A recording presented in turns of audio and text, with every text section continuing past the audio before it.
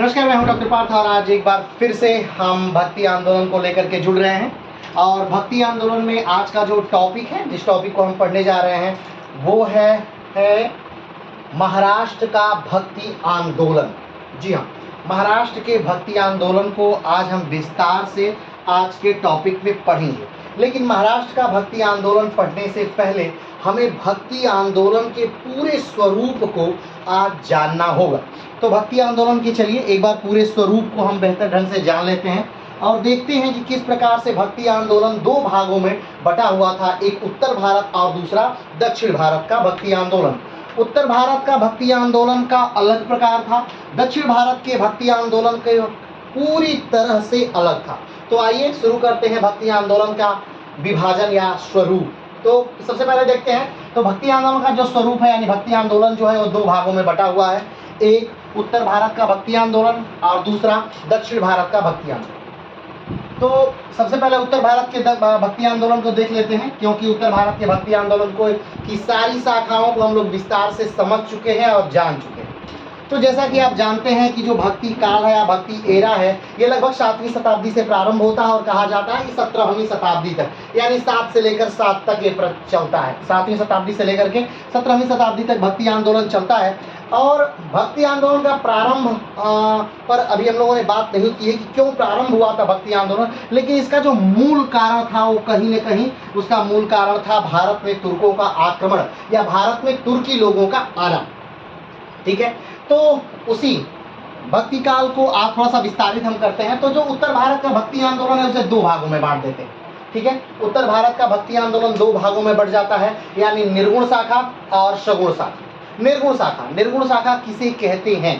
तो किसे कहते हैं निर्गुण शाखा? तो निर्गुण शाखा का अर्थ यानी कि जो भगवान के निराकार रूप में विश्वास करते हों उसे क्या कहते हैं? निर्गुण शाखा कहते हैं। यानी जहाँ भगवान के निराकार यानी कि भगवान के किसी स्वरूप के बारे में बात नहीं हो रही हो, मतलब कि राम का कोई स्वरूप नहीं है, जहाँ स्वरूप के बारे में नहीं हो, भगवान धनुष न लिए हों, जहाँ भगवान चक्र न धारण किए हो, जहाँ भगवान का कोई होठ न हो, कोई नाक न हो, कोई मुंह न हो, उनकी खूबसूरती का वर्णन न होता हो, ऐसे जो भगवान हैं, ऐसे जो व्यक्ति हैं जो लोग मानते हैं ऐसे भगवान को, वो क्या है? निर्गुण भक्ति धारा के अंतर्गत आते हैं। तो निर्गुण, लेकिन निर्गुण भक्ति धारा को भी दो भागों में बांट दिया गया है। निर्गुण यानी कि हमने पहले कहा निर्गुण भक्ति धारा यानी भगवान का यहाँ कोई स्वरूप नहीं है, यहाँ भगवान हर रूप में हो सकते हैं। कोई भी चीज क्या हो सकती है? भगवान हो सकती है। और भगवान का कितना भी विशाल आकार हो सकता है, भगवान कितने भी छोटे से छोटे हो सकते हैं, भगवान हर जगह व्याप्त हो सकते हैं। ठीक, ये निर्गुण भक्ति धारा कहती है। लेकिन निर्गुण भक्ति धारा को भी दो भागों में बांट दिया गया है, एक निर्गुण भक्ति धारा यानी ज्ञान मार्गी शाखा और दूसरा निर्गुण भक्ति धारा यानी प्रेम मार्गी शाखा। अब आप कहेंगे कि निर्गुण भक्ति धारा को दो भागों में बांटने का तात्पर्य क्या है? तो निर्गुण भक्ति धारा को दो भागों में बांटने का तात्पर्य सिर्फ और सिर्फ इतना है कि भगवान को प्राप्त कैसे किया जा सकता है। ये तो माध्यम हो गया, ये तो भक्ति हम भगवान को हम जिससे प्राप्त करना चाहते हैं, तो मेरी क्या है? भक्ति है। वो क्या है? भक्ति है। और भक्ति को हम क्या करना चाह रहे हैं? प्राप्त करना चाह रहे हैं यहाँ पर। ठीक है, तो किस माध्यम से प्राप्त करना चाह रहे हैं? तो निर्गुण शाखा के अंतर्गत हम भक्ति को प्राप्त करना चाह रहे हैं, यानी अपने भगवान को प्राप्त करना चाह रहे हैं निर्गुण रूप में। ठीक है, लेकिन कैसे? अब निर्गुण में भी दो माध्यम है, भगवान को प्राप्त करने के दो माध्यम है, दो तरीके से आप प्राप्त कर सकते हैं। एक, अपार ज्ञान संचित करके आप निर्गुण को भगवान को प्राप्त कर सकते हैं, अपार ज्ञान संचित करके। तो उसे कहते हैं क्या? ज्ञान मार्गी शाखा, जिसमें निर्गुण भक्ति धारा की वो शाखा जिसमें आप अपार ज्ञान अपने अंदर भरिए और उसके बाद अपने भगवान को आप क्या करिए? प्राप्त कर लीजिए। उसको क्या कहते हैं? ज्ञान मार्गी शाखा। तो ज्ञान मार्गी शाखा को मानने वाले जो लोग हैं वो कौन कौन से हैं? कबीर है, रैदास है, नानक है, रामदास है, दादू है। ये कौन लोग हैं? वो लोग हैं जो मानते हैं क्या? कि भगवान का निराकार रूप है और भगवान ज्ञान के द्वारा प्राप्त किए जा सकते हैं। क्लियर है? ठीक। दूसरा जो है वो क्या है? प्रेम मार्गी शाखा, यानी इसमें कहा गया है कि भगवान को किस प्राप्त करने के लिए हमें ज्ञान की आवश्यकता नहीं है। हमें किस चीज की आवश्यकता नहीं है? ज्ञान की आवश्यकता नहीं है। मात्र हमारे अंदर क्या होना चाहिए? मात्र और मात्र हमारे अंदर प्रेम होना चाहिए। हमारे अंदर अगर भगवान के प्रति अगाध प्रेम है तो हमें फिर ज्ञान की आवश्यकता नहीं है, क्योंकि हम ज्ञान लेकर भगवान के पास क्यों जाएंगे? भगवान तो स्वयं क्या है? बहुत बड़े ज्ञानी हैं। भगवान के पास स्वयं बहुत ज्यादा ज्ञान है और किसी से ज्ञान जाने के लिए हमें ज्ञान लेके जाना है। जो ज्ञान का सागर है, जहाँ पानी का विशाल भंडार है, हम जब वहाँ जाएंगे तो थोड़ा सा पानी लेके जाएंगे? नहीं, हम उसका थोड़ा सा पानी लेके क्यों जाएंगे?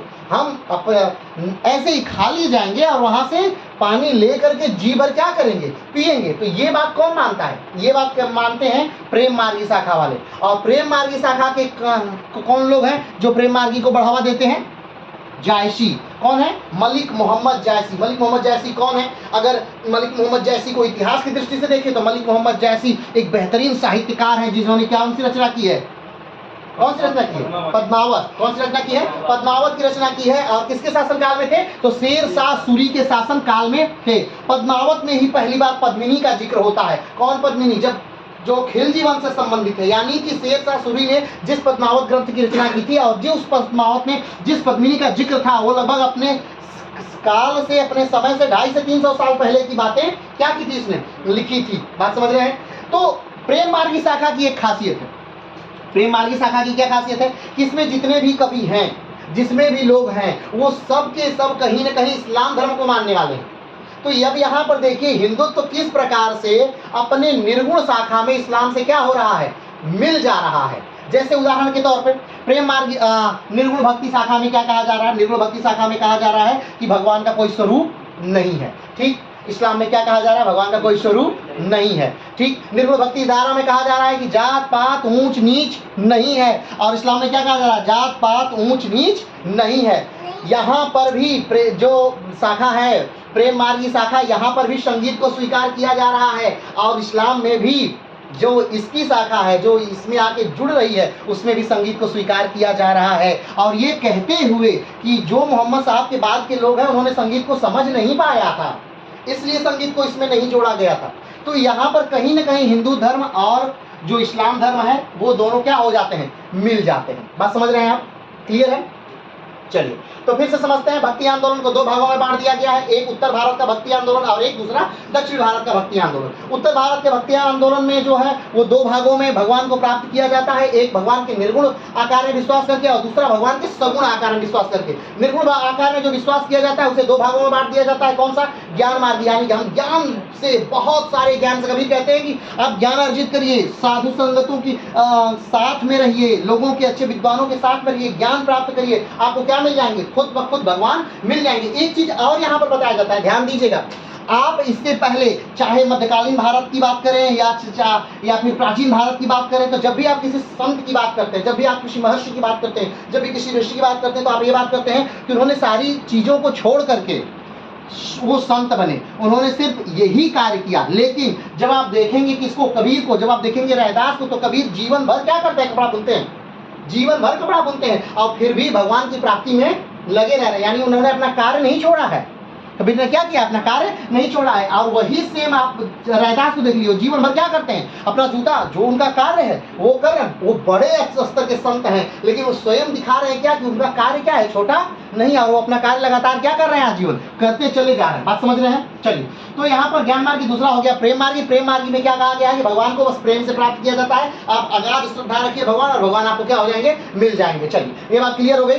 चलिए आगे बढ़ते हैं। दूसरी जो शाखा है उत्तर भारत की, दूसरी शाखा है, वो कौन सा शाखा है? सगुण शाखा है। सगुण यानी जिसमें भगवान के रूप में विश्वास करते हैं कि भगवान इतने बड़े हैं, भगवान इतने छोटे हैं, भगवान का तीर है, भगवान का धनुष है, भगवान के पास चक्र है, भगवान के पास गदा है, भगवान के पास अलग अलग प्रकार के अस्त्र हैं, भगवान खूबसूरत है, भगवान सांवले हैं, भगवान काले हैं, भगवान की प्रेमिका है। ये सब चीजों की जहाँ बातें करते हैं, जहाँ उनके अवतारों की बातें करते हैं, उनकी लीलाओं की बातें करते हैं, उनके द्वारा मनुष्य जाति के उद्धार की बातें करते हैं, उनके मनुष्य अवतार की बात करते हैं, वो सारी बातें जहाँ करते हैं वो कौन सी बात है? वो कौन सा है? सगुण शाखा, यानी जहाँ उनके आकार की बात। लेकिन सगुण शाखा को भी क्या कर दिया गया है? दो भागों में बांट दिया गया। अब देखिए, अब आप कहेंगे कि सगुण शाखा की क्या जरूरत है? निर्गुण शाखा जो है वो कठिन है।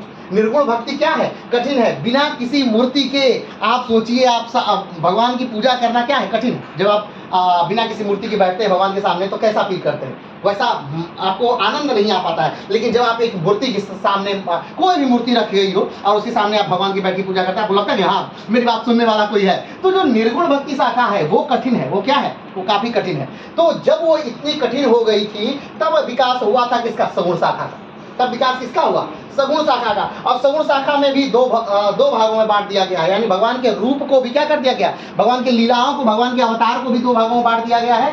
पहला है राम भक्ति शाखा और दूसरा है कृष्ण भक्ति शाखा। राम भक्ति शाखा के अंतर्गत क्या है, तो जो लोग राम को मानते हैं वो लोग राम भक्ति शाखा के अंतर्गत हैं, जो कृष्ण को मानते हैं वो लोग कृष्ण भक्ति शाखा के अंतर्गत आते हैं। जैसे मैं अब राम की भक्ति भी क्या है, अब धीरे धीरे आदमी हमेशा क्या होता है, उसे और सरल और सरल और सरल सरल सरल से सरल चीजें चाहिए होती हैं, ठीक है। तो अभी उसने निर्गुण भक्ति को छोड़ा, वो कहाँ आया, सगुण भक्ति में। उसे आसानी लगी कि मेरे भगवान तो ऐसे हैं, मेरे भगवान तो ऐसे हैं, मेरे भगवान तो ये करते हैं, मेरे भगवान तो ये करते हैं। जब वो सगुण भक्ति में आया तब फिर उसे राम भक्ति कठिन लगी। क्या लगी, राम क्या है, कठिन है। क्यों, क्योंकि मर्यादा पुरुषोत्तम है, एक स्त्री के साथ विवाह करते हैं, जो कहते हैं वो करते हैं, वचन के पक्के हैं, हर चीज उनकी क्या है, जबरदस्त है। राम की क्या है, हर चीज क्या है, जबरदस्त है। अपने आप में बहुत चीजें उनकी धांसू हैं, ठीक है। तो जब बात राम की होती है तो राम भी लोगों को क्या लगने लगे, कठिन लगने लगे। यानी राम की उपासना भी क्या हो गई, कठिन हो गई ना, कि भाई जो कहना है वो करना है, बहुत ज्यादा नहीं बोलना है, आदर्शों पर चलना है। क्या चलना है, आदर्शों पर चलना है। और जो अवतार की बात है, यानी जो भी बात आएगी, एक स्त्री के प्रति वफादार रहना है।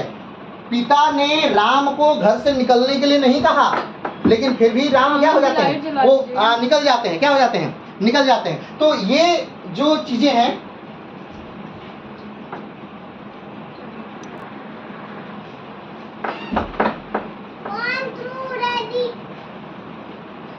तो इस प्रकार से जब राम की भक्ति भी क्या हो जाती है, कठिन हो जाती है, तो फिर से लोग कहाँ आ जाते हैं, कृष्ण की भक्ति पर आते हैं। कहाँ आते हैं, कृष्ण की भक्ति पर आते हैं। तो राम की भक्ति के जो अग्रणी लोग हैं, यानी जिन्होंने राम की भक्ति को क्या किया, बढ़ाया, राम की भक्ति को अग्रणी लोग जो हैं वो कौन है, तुलसी। वो कौन है, तुलसी है। और भी बहुत सारे लोग हैं जो राम को मानते हैं, वो सब क्या है, राम भक्ति के। लेकिन जो अग्रणी नेता है, जो अग्रणी कवि है, जो साहित्यकार है, वो कौन है, तुलसी। बाकी बात फिर आते हैं कृष्ण की भक्ति पर। कृष्ण की भक्ति और आसान थी। क्या है, जो कृष्ण की भक्ति और आसान थी, जो फ्लेक्सिबल है, जो कहना है वो करना है, क्या नहीं करना है अलग विषय। प्रतिज्ञा लेनी है तो तोड़ देना है या कर लेना है वो अलग विषय। जैसे कि कृष्ण प्रतिज्ञा लेते हैं कि कुरुक्षेत्र के मैदान में मैं शस्त्र नहीं उठाऊंगा, मैं शस्त्र नहीं उठाऊंगा। लेकिन जब भीष्म पितामह चारों तरफ लाशों का ढेर बिछा देते हैं, तब श्री कृष्ण नाराज हो जाते हैं अर्जुन से। नाराज होकर के शस्त्र उठा करके भीष्म की तरफ क्या करते हैं, दौड़ जाते हैं मारने को, ठीक। तो वहाँ क्या है, और जब भीष्म कहते हैं कि आइए मारिए, तो उन्होंने कहा कि नहीं, मैं भीष्म बस तुम्हें ये दिखा रहा हूँ कि अगर आपकी प्रतिज्ञा सही के लिए नहीं है तो उसे तोड़ी जा सकती है। तो मैं अगर प्रतिज्ञा तोड़ सकता हूँ तो आप भी प्रतिज्ञा तोड़ सकते हैं। तो यहाँ पर क्या है, यहाँ आसान था। कृष्ण की भक्ति क्या होती थी, और आसान थी। तो अब आप यहाँ पर आपने देखा भक्ति आंदोलन का क्या है, दो स्वरूप है। दक्षिण भारत में भक्ति आंदोलन, उत्तर भारत में भक्ति आंदोलन। उत्तर भारत में भक्ति आंदोलन के दो स्वरूप हैं, जो है एक सगुण शाखा है और एक निर्गुण शाखा है। सगुण शाखा के भी दो रूप हैं, एक राम भक्ति शाखा है, दूसरा कृष्ण भक्ति शाखा है। निर्गुण शाखा के भी दो रूप है, एक ज्ञान मार्ग है और दूसरा क्या है, प्रेम मार्ग है। क्लियर है, चलिए आगे आते हैं। अब हम आज बात करेंगे दक्षिण भारत में भक्ति आंदोलन। हाँ, कृष्ण भक्ति शाखा के जो मुख्य कवि है वो है शूर और मीरा। कौन है, शूर और मीरा। चलिए, तो दक्षिण भारत में आज हम भक्ति आंदोलन की बात करेंगे। दक्षिण भारत में भक्ति आंदोलन को मुख्यतः दो भागों में बांटा गया। कौन कौन सा भाग था, एक लोकप्रिय स्वरूप और दूसरा अभिजात्यवर्गीय स्वरूप। अब लोकप्रिय स्वरूप क्या है, अभिजात्यवर्गीय स्वरूप क्या है। लोकप्रिय स्वरूप का मतलब ये कि एक आम आदमी तक जो भक्ति पहुंच पाई, हर व्यक्ति तक जो भक्ति क्या हो, पहुंच पाई, वो क्या है, लोकप्रिय स्वरूप का।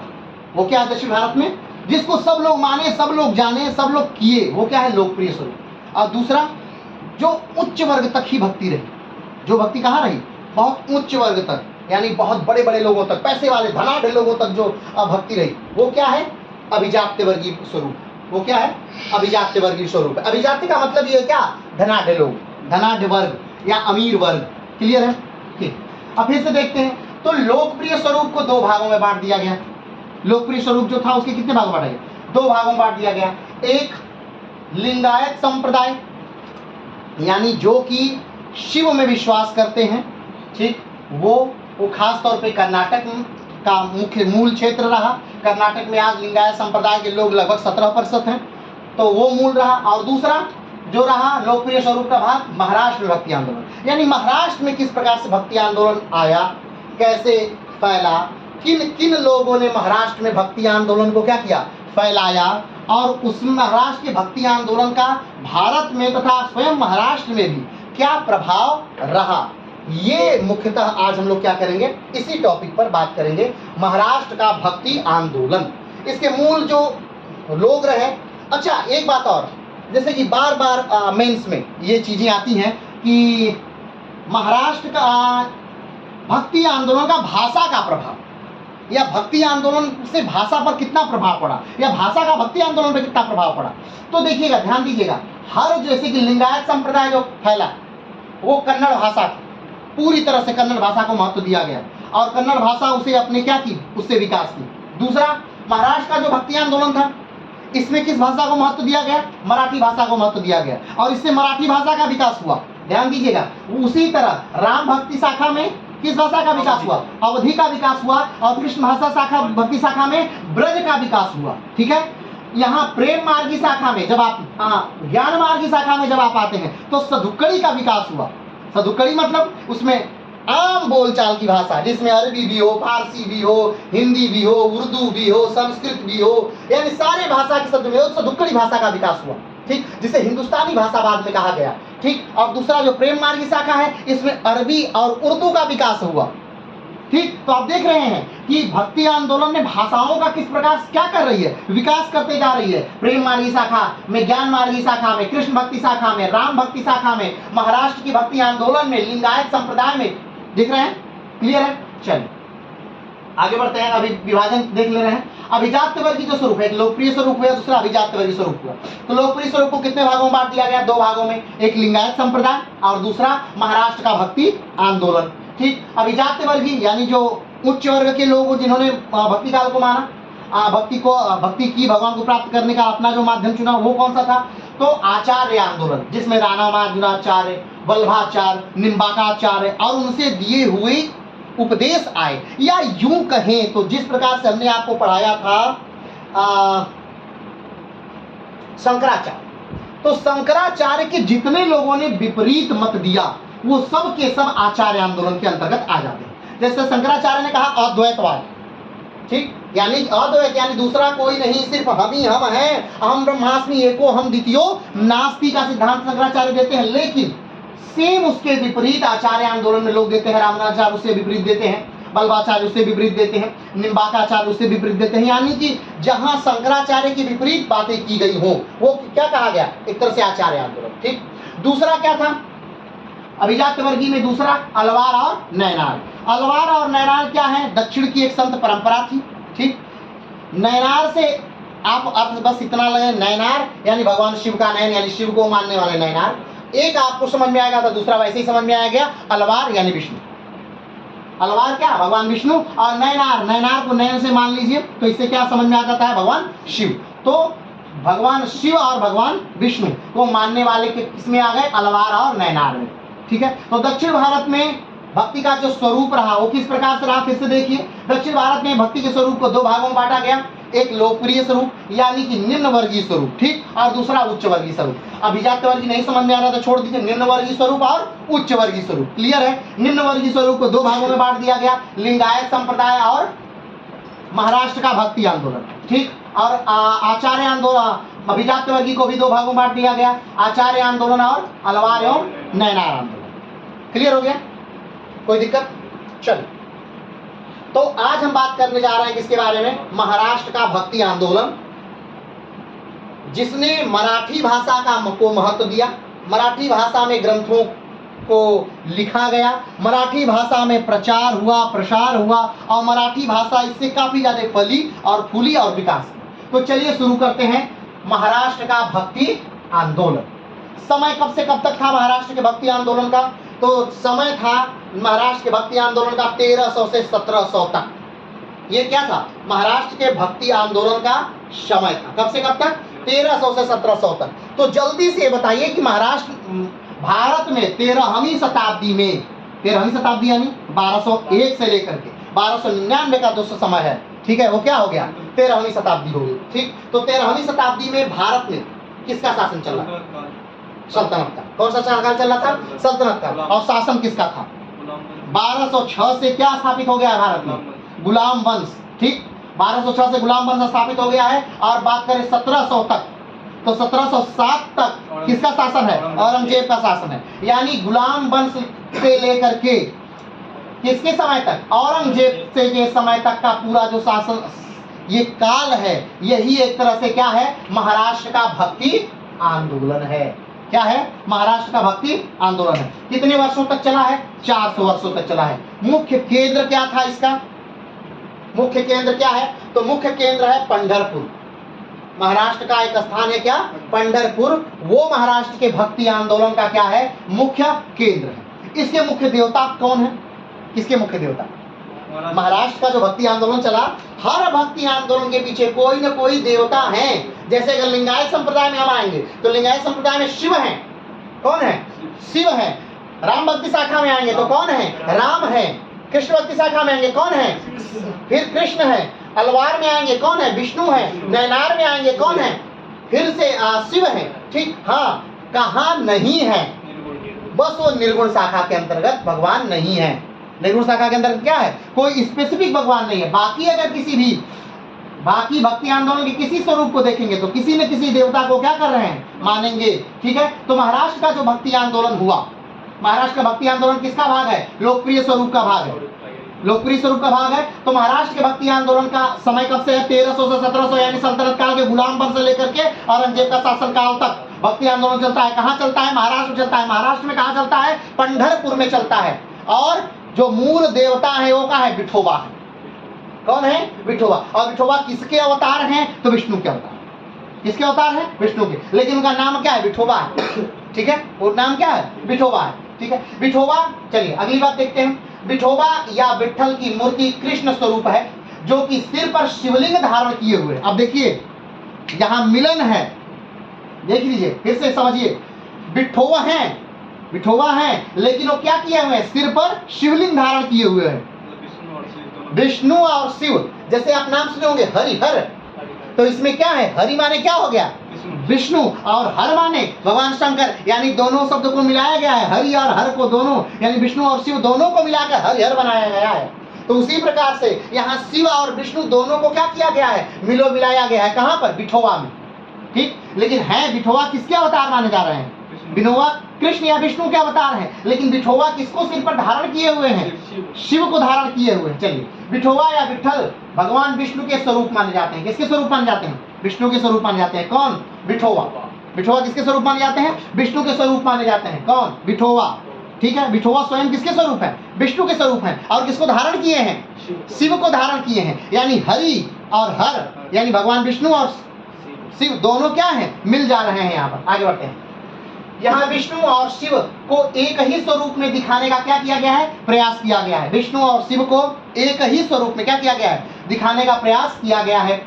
हरि की संकल्पना गुप्त काल से प्रारंभ हो गई थी। हरि की संकल्पना, हरि यानी विष्णु की संकल्पना कब से प्रारंभ हो रही है? गुप्त काल से प्रारंभ हो गई थी। हरि माने विष्णु और हर माने शिव। हरिहर की संकल्पना कब से प्रारंभ हो गई है? हरिहर, हरिहर की संकल्पना कब से प्रारंभ हो गई है?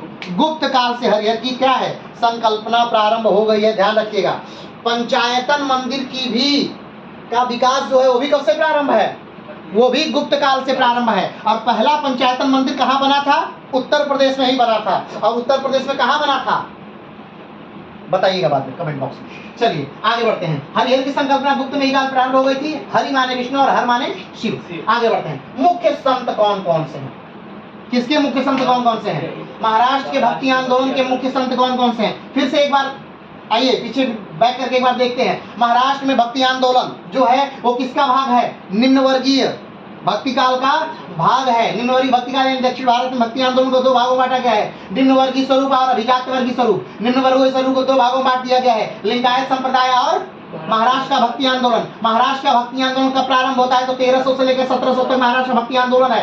कहाँ प्रारंभ होता है? तो महाराष्ट्र में प्रारंभ होता है। महाराष्ट्र में कहाँ प्रारंभ होता है? तो पंढरपुर में प्रारंभ होता है। मुख्य देव कौन है? देवता कौन है? तो मुख्य देवता विठोबा है। ठीक, विठोबा किसके अवतार है? तो विष्णु के अवतार है। लेकिन विठोबा यहाँ किसको लिए धारण किए हुए हैं? शिव को धारण किए हुए हैं। तो किसकी संकल्पना यहाँ प्रस्तुत हो रही है? विष्णु और शिव दोनों की संकल्पना प्रस्तुत हो रही है। और विष्णु और शिव दोनों की संकल्पना यानी पहली बार हरिहर की संकल्पना कहाँ प्रस्तुत हुई थी? तो गुप्त काल में प्रारंभ की गई थी पहली बार हरिहर की संकल्पना। क्लियर है? चलिए ये चलिए आगे बढ़ते हैं। मुख्य संत इसके कौन कौन से हैं? तो मुख्य संत हैं ज्ञानेश्वर, दूसरे हैं हेमाद्री, तीसरे हैं चक्रधर, चौथे हैं नामदेव, तुकाराम, रामदास आदि। ये लोग जो है मुख्यतः किस शाखा से हैं? महाराष्ट्र से हैं। ये वो लोग हैं जिन्होंने भक्ति काल में क्रांतिकारी आंदोलन ला दिया, माने कि उसे भक्ति काल को बहुत तेजी से ऊपर की तरफ विकास करने वाले लोगों में देखा जाए तो इन संतों का नाम आता है, जिनमें ज्ञानेश्वर, हेमाद्री, चक्रधर, नामदेव, तुकाराम, रामदास। ये रामदास आपको याद होगा, रामदास का नाम आप बहुत सुने होंगे। रामदास यही है शिवाजी के गुरु रामदास, ठीक है। कौन है रामदास? ये शिवाजी के गुरु रामदास हैं। तो ये किस शाखा के अंतर्गत हैं? ये महाराष्ट्र की भक्ति आंदोलन की शाखा के अंतर्गत हैं ये रामदास। आगे बढ़ते हैं। महाराष्ट्र की महादंबा एक रहस्यवादी संत तथा उच्च कोटि की कवित्री थी। कौन? यहाँ पर ये ही नहीं, सिर्फ पुरुष ही नहीं, महिलाओं ने भी अपना महाराष्ट्र के भक्ति आंदोलन में अपना क्या दिया है? योगदान दिया है। महाराष्ट्र के भक्ति आंदोलन में जो महिलाएं हैं उन कौन कौन सी हैं? तो महादंबा। कौन है? महादंबा एक रहस्यवादी संत है तथा उच्च कोटि की क्या है? कवित्री है, यानी कविताएं लिखती हैं। जैसे कि पुरुष है तो उन्हें क्या कहेंगे? कवि कहेंगे, लेकिन महिला है तो उन्हें क्या कहेंगे? कवित्री कहेंगे, ठीक है। जैसे जो लिखता है तो उसे क्या कहेंगे? लेखक कहेंगे, और एक को क्या कहेंगे? लेखिका कहेंगे, ठीक है। चलिए आगे बढ़ते हैं। कन्होपात्रा निम्न जाति में उत्पन्न महिला संत थी। कौन? कन्होपात्रा। कौन है? कन्होपात्रा, ये भी महिला संत हैं, ठीक है। अभी आपने देखा महादंबा है, कन्होपात्रा, ये क्या है? महिला संत लोग हैं, ठीक है। चोख मेला शांतमाली एक नरहरी महाराष्ट्र में निम्न जाति में उत्पन्न संत थी। वही नामबाई तुकाराम की शिष्या थी। यानी ये महिला संतों की कड़ी है। यानी महाराष्ट्र में जिन लोगों ने भक्ति आंदोलन को बढ़ाया उसमें सिर्फ पुरुष ही नहीं थे, ये महिलाएं भी थी। और इन महिलाओं का नाम आपको पता होना चाहिए, याद भले ना हो लेकिन पता हो, जब दिमाग आए पेपर में तो क्लिक कर जाए, हाँ ये महाराष्ट्र की महिला संतों में से वो महिलाएं हैं। चलिए आगे बढ़ते हैं। ज्ञानेश्वर ने महाराष्ट्र में भागवत धर्म की आधारशिला रखी। किसने रखी भागवत धर्म की आधारशिला? तो ज्ञानेश्वर ने रखी है। नामदेव ने नींव तैयार। अब देखिए ये एक तरह से रीजनिंग है, इसे ध्यान से समझिएगा। ज्ञानेश्वर ने महाराष्ट्र में भागवत धर्म की आधारशिला रखी। आधारशिला माने आधार यानी नींव का पत्थर, पहली ईंट। तो किसने रखी पहली ईंट? भक्ति मार्ग पर पहली ईंट महाराष्ट्र में किसने रखी? ध्यान दीजिए, किसने रखी? ज्ञानेश्वर। चलिए पहली ईंट महाराष्ट्र के भक्ति आंदोलन में किसने रखी पहली ईंट? ज्ञानेश्वर ने। महाराष्ट्र में भागवत धर्म की आधारशिला रखी, नामदेव ने नींव तैयार की। लेकिन आधारशिला रखने के लिए नींव किसने तैयार की? नामदेव ने। किसने नींव तैयार की? नामदेव। किसने? नामदेव। आधारशिला किसने रखी? ज्ञानेश्वर। ध्यान से सुनिएगा, आधारशिला रख दी गई है महाराष्ट्र में। किसने रखी आधारशिला? ज्ञानेश्वर। किसने नींव तैयार की? नामदेव, ठीक है। तो आधारशिला रख दी गई, नींव तैयार हो गई। चलिए आगे बढ़ते हैं। तैयार की। एकनाथ ने स्तंभों का निर्माण किया। अब इस नींव पर स्तंभ बनेंगे ना, तो स्तंभ बने। इस नींव पर क्या बना? स्तंभ बने। और स्तंभ किसने बनाया? एकनाथ ने। स्तंभ बने एकनाथ। एकनाथ ने क्या बनाया? स्तंभ बनाया। क्या बनाया? स्तंभ बनाया। नींव किसने रखी? नामदेव। और आधारशिला किसने रखी? आधारशिला ज्ञानेश्वर, ठीक है। आधारशिला रख दिया ज्ञानेश्वर ने, नींव दे दिया नामदेव ने, और एकनाथ ने उस पर स्तंभ बना दिया। आगे क्या कह रहा है? किया। तुकाराम ने उस पर विशाल गुंबद का बनाकर भवन को पूरा किया। अब इस पर गुंबद कौन बना दिया? तुकाराम। किसने बना दिया गुंबद? किसने बनाया? तुकाराम, ठीक। अब आप कहेंगे कि एक छोटी सी बात को एक लाइन में भी कही जा सकती थी, इसको बताने की क्या जरूरत है? इसलिए बताने की जरूरत है क्योंकि ये मेंस में और प्री में दोनों में पूछा जाता है कि आधार किसने तैयार की। तो ये एक सेंटेंस है, ये बस क्या है? एक सेंटेंस है। लेकिन अब लोगों को रट्टा का विषय भी है कि आधारशिला किसने की? ज्ञानेश्वर ने, ठीक। नामदेव ने क्या किया? नींव तैयार किया। एकनाथ ने क्या किया? स्तंभ बनाया। और तुकाराम ने क्या किया? उसमें गुंबद का निर्माण कर दिया। इससे कहने का मतलब किसी घर के निर्माण से नहीं है, इसका मतलब है कि भक्ति की नींव किसने रखी? महाराष्ट्र में भक्ति काल की नींव किसने रखी? तो नामदेव ने नींव रखी। कहाँ? भक्ति काल की नींव रखी। कहाँ रखी? महाराष्ट्र में रखी। ज्ञानेश्वर ने क्या किया? ज्ञानेश्वर ने उसके आगे का कार्य किया, आधारशिला रखी। ठीक है। उसके बाद एकनाथ ने क्या किया? एकनाथ ने उसे प्रचारित प्रसारित किया। एकनाथ ने क्या किया? उसे प्रचारित प्रसारित किया। कहाँ? महाराष्ट्र में। और तुकाराम ने उसे चारों तरफ क्या कर दिया? बिखेर दिया। सबको बता दिया कि क्या महाराष्ट्र में क्या है, भक्ति आंदोलन जोरों शोरों से चल रहा है। तो ये बातें आपको क्या होनी चाहिए? ये पूरी लाइन आपको याद होनी चाहिए। चलिए आगे बढ़ते हैं। वाकारी संप्रदाय महाराष्ट्र का ही भक्ति आंदोलन के समय का ही एक संप्रदाय है। इस संप्रदाय के प्रमुख देवता कौन है? विट्ठल। कौन है? विट्ठल या विठोवा, वही विट्ठल या विठोवा है। थे ज्ञानेश्वर, नामदेव, तुकाराम इसी संप्रदाय के थे। कौन? ज्ञानेश्वर, नामदेव, तुकाराम किस संप्रदाय के हैं? वारकारी संप्रदाय। कौन संप्रदाय है?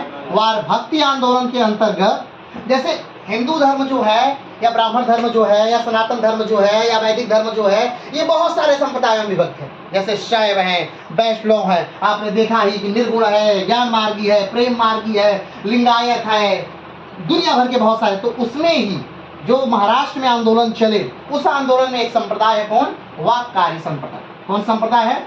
वारकारी संप्रदाय। और इसके मुख्य संत कौन है? बार बार पूछा जाता है कि वारकारी संप्रदाय के मुख्य संत कौन कौन है। तो वारकारी संप्रदाय के मुख्य संत कौन है? ज्ञानेश्वर, नामदेव, तुकाराम, ये लोग वारकारी संप्रदाय के मुख्य संत हैं। चलिए दूसरा कौन सा संप्रदाय है? घरकरी संप्रदाय। एक कौन संप्रदाय है? वारकारी संप्रदाय। दूसरा कौन सा है? घरकरी संप्रदाय। इस संप्रदाय के मुख्य देवता कौन थे? राम थे। कौन है? राम है। इसके मुख्य देवता, वारकारी के मुख्य देवता कौन है? विट्ठल है।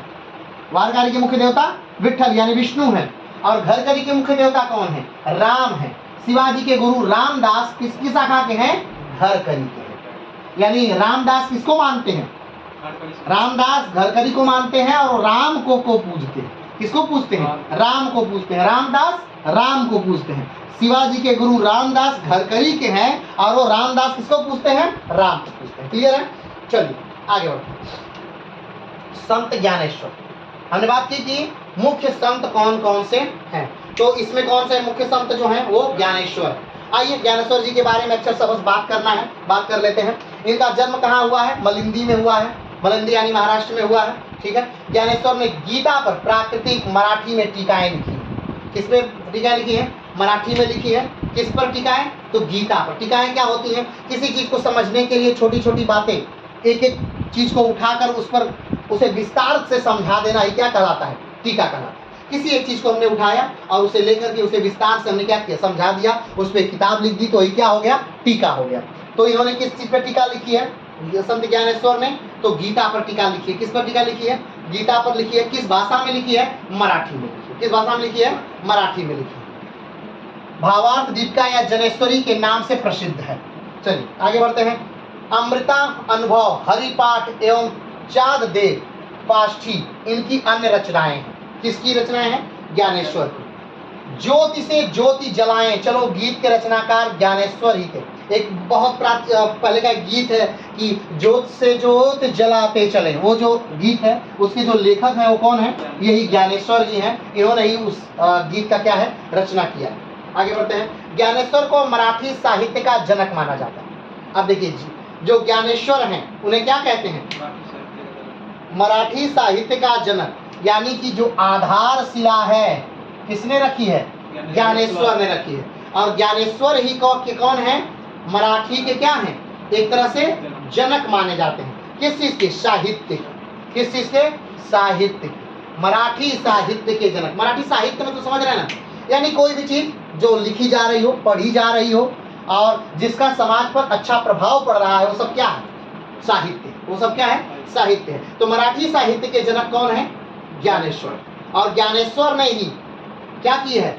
आधारशिला रखी है। कहाँ? महाराष्ट्र में भक्ति आंदोलन की। चलिए आगे बढ़ते हैं। ज्ञानेश्वर के साथ नामदेव ने भ्रमण किया था। यानी ज्ञानेश्वर और नामदेव जो हैं एक ही, यानी नींव रखने वाले और आधारशिला रखने वाले, ये एक ही साथ हैं, यानी शिष्य और गुरु की परंपरा है यहाँ। किनके साथ? नामदेव और ज्ञानेश्वर के साथ। ज्ञानेश्वर के एक तरह से क्या है? नामदेव शिष्य हैं। क्या है? शिष्य हैं। और ज्ञानेश्वर क्या है? जो संत ज्ञानेश्वर हैं वो मराठी साहित्य के जन्मदाता। मराठी साहित्य के क्या है? जन्मदाता है। कौन? ज्ञानेश्वर। चलो आगे बढ़ते हैं। नामदेव ब्रज भाषा में लिखने के बाद उसे छोड़कर सदुक्कड़ी में लिखने लगे। नामदेव ने क्या किया है? मतलब जो नामदेव थे, चलिए अभी नामदेव नहीं है, यहाँ आते हैं। ज्ञानेश्वर की मृत्यु के पश्चात नामदेव महाराष्ट्र छोड़कर पंजाब में, शुरू में महाराष्ट्र में ही रहे। कौन शुरू में महाराष्ट्र में रहता है? जो ज्ञानेश्वर हैं उनके साथ नामदेव यही रहे, महाराष्ट्र में ही रहे पहले। लेकिन जब ना ज्ञानेश्वर की मृत्यु हो जाती है तब जो नामदेव हैं वो क्या करते हैं? मैं छोड़ देते हैं, महाराष्ट्र छोड़ करके कहाँ चले जाते हैं? पंजाब। पंजाब का एक इलाका है गुरदासपुर, उस इलाके में चले जाते हैं। ठीक है, आइए अगला है कि नामदेव ब्रज भाषा में लिखने के बाद उसे छोड़कर सदुक्कड़ी में लिखने लगे। जो नामदेव है वो किस भाषा में लिखते हैं? पहले ब्रज में लिखते हैं, ब्रज। लेकिन ब्रज का ज्यादातर विकास किस कृष्ण भक्ति के शाखा के अंतर्गत हुआ है। ब्रज का विकास ज्यादा कहाँ हुआ है? कृष्ण भक्ति के शाखा के अंतर्गत हुआ है। लेकिन नहीं, यहाँ पर अब देखिए, महाराष्ट्र का एक संत ब्रज भाषा में लिख रहा है। इसका मतलब क्या है कि ब्रज भाषा किस हद तक, कहाँ तक पहुंची हुई है, यानी दक्षिण तक ब्रज भाषा का विकास है। वो किसके माध्यम से? वो इसी भक्ति काल के संत के जो हैं उन्हीं के माध्यम से ही कहीं न कहीं वहां तक दक्षिण तक विकास हुआ है। किसका? ब्रज भाषा का। तब ब्रज भाषा, एक दक्षिण भारत का कवि, एक दक्षिण भारत का लेखक जो महाराष्ट्र में रहता है, जब आज मोबाइल और इतना कम्युनिकेशन नहीं है, उस समय किस भाषा में लिखता है? ब्रज में लिख रहा है। और ब्रज छोड़कर फिर वो किस भाषा में लिख रहा है? सदुक्कड़ी में लिख रहा है। यानी ब्रज में तो लिखा, फिर उसे लगा कि नहीं ब्रज में नहीं लिखेंगे, फिर वो सदुक्कड़ी में लिख रहा है। तो क्यों, कैसे? वो ऐसे कि प्रभाव है यहाँ का, इतना प्रभाव है वहां तक कि भाषाएं क्या है? पहुंची है भरपूर मात्रा में। ये भाषा का क्या है? प्रचार है एक तरफ से। ये भाषा का क्या है? प्रसार है। जैसे कि दक्षिण में जब फिल्में उतनी बेहतरीन नहीं बनती थी तो उत्तर भारत की फिल्में दक्षिण में देखी जाती थी, तो उस समय हिंदी का बड़ा तेजी से प्रचार हो रहा था। क्योंकि दक्षिण भारत के लोग उत्तर भारत की फिल्में देखने के लिए क्या क्या करेंगे? हिंदी सीखेंगे। तो हिंदी की फिल्में देखने के लिए उन्हें हिंदी आनी चाहिए थी, और वो हिंदी आती थी भी। और कहीं न कहीं बॉलीवुड का बड़ा रोल है दक्षिण तक क्या ले आने में? हिंदी को ले जाने। अब तो अलग बात हो गई कि दक्षिण भारत में ज़्यादा अच्छी फिल्में बनती हैं, उसे उत्तर भारत में हम लोग देखते हैं, उसे अलग अलग भाषाओं में ट्रांसलेट करते हैं। चलिए आगे बढ़ते हैं, नामदेव के बारे में देखते हैं। नामदेव का जन्म सतारा के नरसीबमनी गांव में हुआ था। कहाँ हुआ है? सतारा में हुआ है। सतारा कहाँ है? महाराष्ट्र में है। ठीक है, सतारा बहुत फेमस जगह भी है। सतारा मराठाओं से बहुत ज़्यादा गहराई से जुड़ा हुआ स्थान है सतारा। तो यहाँ के नरसीबमनी गांव में हुआ था। इनके जो गुरु हैं वो कौन है? विशोबा खेचर हैं। तो नामदेव के गुरु कौन है? विशोबा खेचर है। लेकिन ये नहीं, इसका मतलब ये नहीं कि ज्ञानेश्वर इनके गुरु नहीं है, ज्ञानेश्वर भी इनके गुरु हैं। ठीक है, आगे बढ़ते हैं। इनकी माँ जोनाबाई थी। नामदेव छिपी जाति के और पैसे से क्या थे? नामदेव जो है वो पैसे से डकैत हैं और एक दर्जी के परिवार से हैं। यानी कि अब भक्ति काल में जो एक चीज आपको बहुत तेजी से फेमस मिलेगी वो ये कि निम्न वर्ग के लोग ने भी उच्च वर्ग जितना क्या पाया है? सम्मान पाया है। निम्न वर्ग के लोगों ने क्या पाया है? उच्च वर्ग के जितना सम्मान पाया है। कैसे? तो बस इस क्षेत्र में, जैसे कि इससे पहले अगर देखा जाए 12वीं 13वीं शताब्दी से पहले जब तक नहीं आए थे तुर्क यहाँ पर, तब तक राजपूतों का आधिपत्य था। और राजपूतों को का संरक्षण था किसको? ब्राह्मणों को। और ब्राह्मणों को जब संरक्षण था तो किसी भी निम्न जाति के लोगों को इस विंग में ही आने का एकाधिकार था उनका। ब्राह्मणों का क्या था? इस क्षेत्र पर एकाधिकार था। लेकिन जब तुर्क आने लगे तो राजपूतों का अस्तित्व खत्म हुआ, या राजपूतों का अस्तित्व पर खतरा आया, उनका वर्चस्व खत्म हुआ। और जब राजपूतों का वर्चस्व खत्म हुआ तब कौन आए? निम्न जाति से लोग उठकर क्या कहाँ आए? इस भक्ति आंदोलन से आकर के जुड़े। तो आप देख सकते हैं कि महाराष्ट्र में नामदेव क्या है? एक दर्जी परिवार से, और उनका पेशा क्या है? तो डकैत है। क्या है? डकैत है। और उस क्षेत्र से आकर एक मतलब कहाँ जुड़ रहे हैं? तो भक्ति के चरम अवस्था को प्राप्त कर रहे हैं। जैसे कि अभी हम बस पुराणों में पढ़ते थे कि वाल्मीकि क्या थे? तो वाल्मीकि डकैत थे। ठीक, और बाद में वो, तो ये बात बहुत प्राचीन हो गई। लेकिन ये क्या है? ये तात्कालिक है। नामदेव क्या है? ये तात्कालिक है। चलिए नामदेव किसके हैं? तो निर्गुण धारा के संत थे और खड़ी बोली सदुक्कड़ी को आत्मसात कर लिया, जैसा कि ज्ञानेश्वर ने किया, और ऐसा ही नामदेव ने भी। नामदेव ने पहले हमने क्या कहा कि नामदेव किस भाषा में लिखा करते थे? और ब्रज भाषा में लिखा करते थे, लेकिन समय के साथ उन्होंने क्या किया? अपने आप को बदला और दक्षिण भारत के होकर भी इन्होंने किस में लिखना शुरू कर दिया? सदुक्कड़ी। सदुक्कड़ी का मतलब हमने बताया कि ऐसी भाषा जो आम बोलचाल की भाषा हो, जिसमें हिंदी, उर्दू, पंजाबी, तेलुगु, तमिल, यानी ऐसी भाषा जो आम जन की समझ में आए, वो सदुक्कड़ी भाषा कहा जाता है। सदुक्कड़ी भाषा के सबसे फेमस कवियों में से एक है कबीर। कबीर ऐसी भाषा का प्रयोग करते हैं जो आम जन की भाषा। चलिए आगे बढ़ते हैं। ज्ञानेश्वर के मृत्यु के पश्चात नामदेव महाराष्ट्र छोड़कर कहाँ चले जाते हैं? पंजाब। जब ज्ञानेश्वर मर जाते हैं, जब तक ज्ञानेश्वर रहते हैं तब तक नामदेव उनके साथ रहते हैं, लेकिन जब ज्ञानेश्वर मर जाते हैं तो महाराष्ट्र छोड़ के पंजाब चले गए, गुरदास वाले क्षेत्र में। धोमन नामक गांव में कहाँ बस गए थे? धोमन नामक गांव में कौन बस गया था? नामदेव बस गए थे। चलिए, इन्होंने दिल्ली में सूफियों से शास्त्रार्थ भी किया था। अधिकतर बात पूछा जाता है कि कौन ऐसा महाराष्ट्र का संत था जिसने दक्षिण में यानी दिल्ली के सूफियों से शास्त्रार्थ किया था। सूफी हमने बताया था, सूफी किस शाखा के अंतर्गत आते हैं? प्रेम मार्गी शाखा के अंतर्गत। सूफी किस शाखा के अंतर्गत आते हैं? प्रेम मार्गी शाखा के अंतर्गत सूफी आते हैं। और ध्यान रखिएगा, जितने भी सूफी लोग हुए हैं वो सब के सब कहीं ना कहीं क्या थे? इस्लाम। ठीक है, कोई भी हिंदू धर्म के व्यक्ति को आप सूफी में आप नहीं देखेंगे। ठीक है, चलिए, तो सूफियों से शास्त्रार्थ भी किया था। तो सूफियों से शास्त्रार्थ करने वाले व्यक्ति कौन है? तो सूफियों से शास्त्रार्थ करने वाले व्यक्ति है कौन? नामदेव। चलिए आगे बढ़ते हैं। तो इन्होंने विरोध किया था। इनका मत था कि एक पत्थर, हाँ, ये इनका जो सबसे मत था, किनका मत था? नामदेव का। तो नामदेव ने कहा कि भाई एक पत्थर उसे मंदिर में रख दे रहे हैं तो भगवान है, और दूसरे पत्थर को पैर से मार रहे हैं, यहाँ वहाँ फेंक रहे हैं, उस पर पटक रहे हैं, उस पर कपड़े धो रहे हैं, उस पर मांस काट रहे हैं, कुछ भी कर रहे हैं, तो वो भगवान नहीं है। अगर एक भगवान है तो दूसरा भी क्या होगा? दूसरा भी भगवान होगा। ऐसा नहीं है कि सिर्फ एक भगवान है दूसरा भगवान नहीं हो। तो ये इनकी थ्योरी थी किसकी? नामदेव की। ठीक है, चलिए आगे बढ़ते हैं।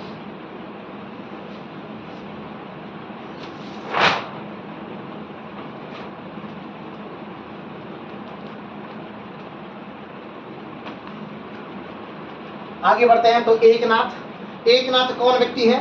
तो एकनाथ वो व्यक्ति है जिन्होंने स्तंभों का निर्माण किया है। इन्होंने क्या बनाया है? महाराष्ट्र में भक्ति आंदोलन का नींव किसने रखा है? ज्ञानेश्वर ने रखा है। भक्ति आंदोलन नामदेव ने रखा है। भक्ति आंदोलन का जो आधारशिला है किसने रखा है? ज्ञानेश्वर ने रखा है। भक्ति आंदोलन का जो स्तंभ है वो किसने खड़ा किया है? तो एकनाथ ने खड़ा किया है। इनकी उपाधि क्या थी? तो एकनाथ बड़े फेमस कवि थे। कहाँ पर कवि थे? साहित्यकार हैं। ठीक है, कहाँ पर? महाराष्ट्र में। और इन्हें महाराष्ट्र का क्या कहते हैं? तुलसी के नाम से जानते हैं। किसको? एकनाथ। एकनाथ को क्या कहते हैं? महाराष्ट्र का तुलसी कहते हैं। एकनाथ को क्या कहते हैं? महाराष्ट्र का तुलसी कहते हैं। आगे बढ़ते हैं। एकनाथ ने भगवत गीता का मराठी में अनुवाद किया। किस भाषा में अनुवाद किया है? मराठी भाषा में भगवत गीता का अनुवाद किया था। किसने? एकनाथ ने। यहाँ पर देखिएगा, यहाँ पर जो संत ज्ञानेश्वर है इन्होंने क्या किया था? गीता पर प्राकृतिक और मराठी में टीकाएं लिखी थी। कंफ्यूज मत होइएगा, ठीक है, ध्यान से। संत ज्ञानेश्वर ने गीता पर प्राकृतिक और मराठी भाषा में क्या लिखी है? टीकाएं लिखी है, यानी इसे समझाने के लिए। और इन्होंने क्या किया है? तो अनुवाद किया है। भगवत गीता का मराठी में क्या किया है? अनुवाद किया है। तो भगवत गीता का मराठी में अनुवाद करने वाले कौन व्यक्ति हैं? एकनाथ। और एकनाथ को क्या कहा जाता है? तो महाराष्ट्र का तुलसी के क्या कहते हैं? महाराष्ट्र का तुलसी किसे कहते हैं? एकनाथ को कहते हैं। और एकनाथ ही वो व्यक्ति हैं जिन्होंने महाराष्ट्र में भक्ति काल के स्तंभ को क्या किया था? खड़ा किया था। चलिए आगे बढ़ते हैं। भावार्थ रामायण एवं रुक्मिणी स्वयंवर इनकी अन्य रचनाएं हैं। इनकी और रचनाएं कौन सी हैं? भावार्थ रामायण और रुक्मिणी स्वयंवर इन्होंने लिखा है। किसने? एकनाथ ने। रुक्मिणी कौन है? तो रुक्मिणी भगवान कृष्ण की पत्नी है। माना जाता है कि भगवान कृष्ण की तीन जो थी वो क्या थी? मुख्य पत्नियां थी। कौन कौन? तो रुक्मिणी, सत्यभामा और जामवंती। कौन? रुक्मिणी, सत्यभामा और जामवंती, ये तीन पटरानियां थी, जिन्हें पटरानी कहते हैं, यानी मुख्य रानी जो थी वो तीन थी। तो उनमें एक कौन है? रुक्मिणी। तो रुक्मिणी को आपको पता होगा कि रुक्मिणी को भगवान कृष्ण जो थे वो भगा के लाए थे। उनका स्वयंवर चल रहा था और वो पूजा करने आती हैं और वहीं से भगवान कृष्ण क्या करते हैं, रुक्मिणी को भगा लेते हैं, ठीक है। और वहाँ उनके भाई रुक्मिणी से युद्ध होता है, किसका, कृष्ण से, और रुक्मिणी को कृष्ण क्या कर देते हैं, हरा देते हैं। तो ये रुक्मिणी स्वयंवर को किसने लिखा है, एकनाथ ने लिखा है। क्लियर है, आगे बढ़ते हैं। इन्होंने महाराष्ट्र में सामूहिक भजन गायन को लोकप्रिय बनाया। सामूहिक भजन गायन यानी कि जो आज आप जनरल रूप में देखते हैं, कहीं भागवत बैठता है या कहीं कुछ और चीज़ें बैठती हैं, साहित्यिक चीज़ें हैं, या फिर भगवान को याद करने के लिए, तो सब लोग एक साथ बैठ के ताली बजाते हैं, कुछ गाते हैं, कुछ भगवान को याद करने के लिए गाते हैं। तो वो जो विकास था महाराष्ट्र में, वो किसने किया था, एकनाथ ने किया है, ठीक है। संस्कृत को यदि प्रभु ने रचा है तो क्या प्राकृतिक चोरों और चाइयों की उपज है। इनका सबसे जो बेहतरीन एक कोटेशन है, जिस प्रकार से हमने क्या कहा कि इन्होंने जो ज्ञान नामदेव है, ठीक है, नामदेव है, उन्होंने कहा था, क्या कहा था, उन्होंने कहा था कि एक पत्थर जिस प्रकार से एक मंदिर में है तो पूज्यमान है, और वही पत्थर अगर बाहर है तो उसकी पूजा नहीं है। तो ऐसा तो नहीं हो सकता, अगर वो पत्थर मंदिर में है तो उसमें भगवान है, बाहर है तो भगवान नहीं है। तो अगर उस पत्थर पे भगवान रहेंगे तो मंदिर में भी रहेंगे, और नहीं भगवान है तो मंदिर में के बाहर भी नहीं रहेंगे। तो उसी प्रकार वो, जिस प्रकार उनका वो सेंटेंस बहुत फेमस है, उसी प्रकार इनका सेंटेंस है एकनाथ का। एकनाथ कहते हैं कि अगर संस्कृत देवताओं की भाषा है तो क्या प्राकृतिक जो है, प्राकृतिक और चोरों और चाहियों की भाषा है, ऐसा तो है नहीं। भाषा तो भाषा होती है, भाषा का माध्यम क्या है, बस सीखना, अपनी बात को दूसरों तक पहुंचाना। वो किसी भी माध्यम में हो सकता है, ऐसा थोड़ा ना कि संस्कृत में ही संस्कृत की भाषा भगवान की पेटेंट भाषा है, उसी में भगवान बस समझते हैं, बाकी किसी भाषा में आप कहेंगे तो नहीं समझेंगे, ऐसा तो है नहीं। इसीलिए आप किसी भी भाषा में भगवान की पूजा करिए, बस आपको क्या करना है, भगवान की पूजा। जैसे कि भगवान की पूजा सीमित हो गई थी। कैसे सीमित हो गई थी, पहले तो सीमित इसलिए थी क्योंकि बहुत तेजी से हिंदू धर्म का ह्रास हुआ। शुरुआती समय में बहुत तेजी से ह्रास हुआ। हमने बताया कि कर्मकांड इतना ज्यादा थी कि लोग कर नहीं पाते थे, तो लोग भागने लगे, लोग जैनी बने, लोग बौद्धिज्म बने, फिर इस्लाम आया तो बहुत तेजी से लोगों ने इस्लाम को स्वीकार किया, बहुत तेजी से। लेकिन फिर जब शंकराचार्य का उदय होता है और उन्होंने हिंदुत्व धर्म को या ब्राह्मण धर्म को एक नए तरीके से फिर से पिरोया, उसकी सारी कमियों को निकाला, उसे वैज्ञानिक ढंग से सिद्ध किया, तो जब उनकी थ्योरी आ गई शंकराचार्य की, तो उन्होंने कहा कि भगवान है, यानी भक्त भी क्या है, भगवान है। यानी ऐसा नहीं कि हम भक्त हैं तो हमारे भगवान है, नहीं। भक्त, हर एक भक्त के अंदर, यानी हर जीव के अंदर एक ज्योतिर्पुंज है, और उस ज्योतिर्पुंज को आत्मा कहते हैं, ठीक। और वही आत्मा क्या है, ब्रह्म है, यानी वही क्या है, भगवान है। यानी हम भगवान हो गए, तुम भगवान हो गए, तुम भगवान हो गए, तुम भगवान है, यानी बाकी सब क्या है, भगवान। तो फिर से भक्ति क्या होगी, थोड़ी कम हो गई। तो पूजा किसकी करें हम, बात हो गई ना, पूजा किसकी करें, तो फिर भक्ति कम हुई। लेकिन फिर से जब बाकी आचार्य परंपरा आई, कहां पर, भारत में जब आचार्य परंपरा फैली, तो फिर से भक्ति क्या हो गई, बहुत तेजी से प्रारंभ हो गई। भक्ति क्या हो गई, बहुत तेजी से प्रारंभ हो गई। तो इन्होंने और, लेकिन फिर एक और दिक्कत रही, क्योंकि लोगों ने कहा कि भाई साहब, भगवान की भक्ति का एक माध्यम है, एक भाषा है, और भाषा क्या है, वो संस्कृत। तब इनकी ये थ्योरी थी कि क्या संस्कृत अगर देवताओं की भाषा है तो क्या प्राकृतिक जो है चोरों और चाइयों की भाषा है, ऐसा नहीं है। आप जिस भाषा में मन करे उस भाषा में भगवान की पूजा करिए, और भगवान सारी भाषाएं क्या करते हैं, समझते हैं। बात समझ गया, चलिए आगे बढ़ते हैं। प्रभु भाषाओं में पक्षपात नहीं करता, उनके लिए संस्कृत एवं प्राकृतिक क्या है, एक समान है। मेरी भाषा मराठी श्रेष्ठतम भावनाओं से व्यक्त करने में सक्षम है, समृद्ध है और ज्ञान से लदी हुई है, तो मेरे लिए यही सही है। उन्होंने कहा कि भाई मेरी जो भाषा है प्राकृतिक, अरे मराठी, तो ये तो बहुत अच्छी भाषा है, ज्ञान से लदी हुई भाषा है, अपनी भावना को व्यक्त करने का सबसे अच्छा मेरे पास माध्यम है।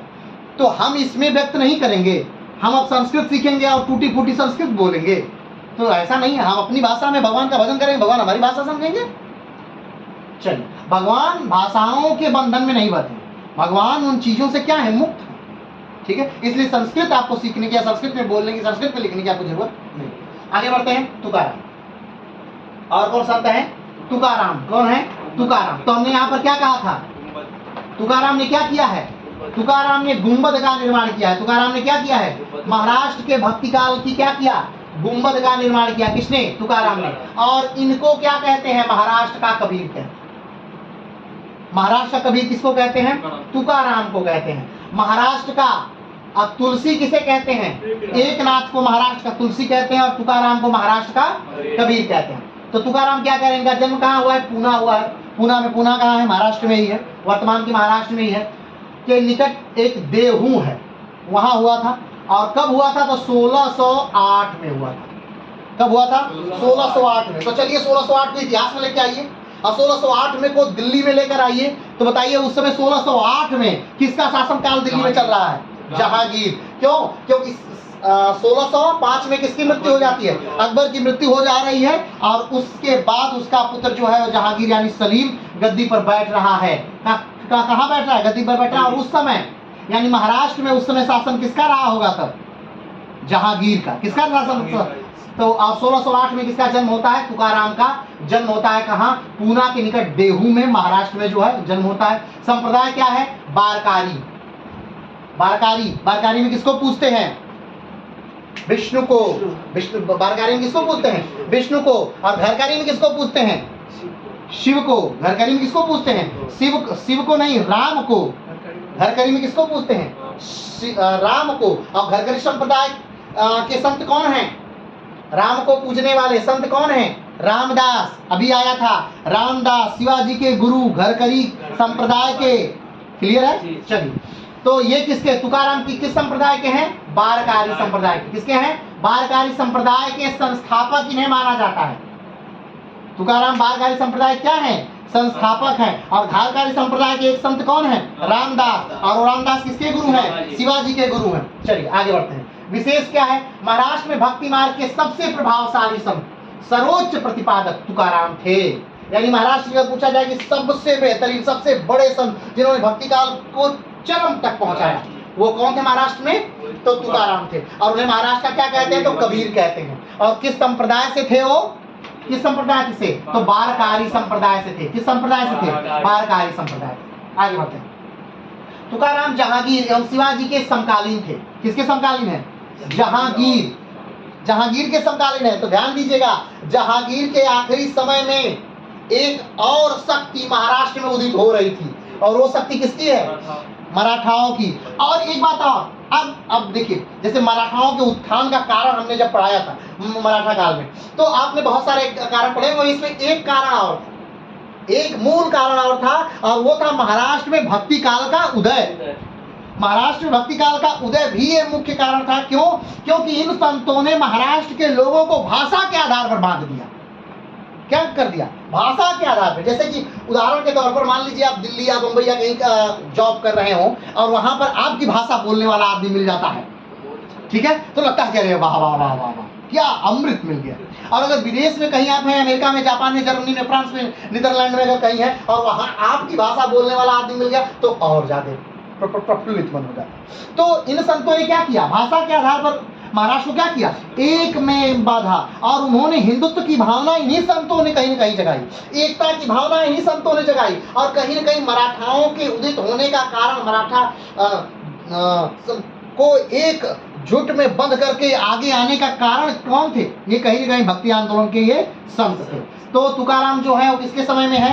तो एक तरफ महाराष्ट्र में एक शक्ति निकल रही है शिवाजी के तौर पर, अब तो दूसरी तरफ मुगलिया सल्तनत पूरे भारत को क्या कर रही है? रौंदती हुई आगे की तरफ क्या हो रही, बढ़ रही है। तो एक तरफ जहांगीर भी है और एक तरफ शिवाजी भी है, ठीक है। तो वैसे तो शिवाजी का जो टक्कर थे वो जहांगीर से नहीं, वो ज्यादा किससे हुए? औरंगजेब से हुए। औरंगजेब मुख्य शत्रु था शिवाजी का, आप जानते हैं। चलिए आगे बढ़ते हैं। तो इन्होंने शिवाजी को कि भांति मराठा राज्य को एकता का स्वप्न देखा था। इन्होंने मराठा राज्य क्या किया था? एकता का स्वप्न देखा था। तुकाराम ने अपने अभंगों की रचना की, जिसे मराठा साहित्य में सर्वश्रेष्ठ स्थान प्राप्त है। इसने की अभंगों की रचना, मतलब साहित्य है उनका, उसे क्या कहा जाता है? अभंग, ठीक है, रचना की, जिन्हें उन्हें बेहतरीन साहित्य माना जाता है महाराष्ट्र का। आगे बढ़ते हैं। तुकाराम स्वयं को शुद्ध कहा करते हैं। शुद्ध क्या कहते हैं? बस कहते हैं कि हम निम्न जाति के, माने कि वो ऐ नहीं कहते कि नहीं हम बहुत बड़ी जाति के हैं, हमारा बहुत अस्तित्व है, ना कहेंगे नहीं, हम निम्न जाति के। आप जानिए कि हम क्या हैं? निम्न जाति के हैं। और भगवान का भेदभाव कहीं कुछ नहीं। भगवान का जाति के आधार पर भेदभाव नहीं है कि शूद्र है तो भगवान हमें दूसरे जगह भेजेंगे, और वैश्य है तो दूसरे जगह, क्षत्रिय है तो दूसरे जगह, ब्राह्मण है तो दूसरी जगह, ऐसा नहीं। भगवान की ही हम संतानें हैं और मैं क्या हूँ, शुद्ध। ठीक है, आगे बढ़ते हैं। और स्वयं के हाथों से बिठोवा की पूजा अर्चना किया करते थे। बिठोवा यानी भगवान विष्णु, और बिठोवा किसको धारण किए हुए हैं, शिव को।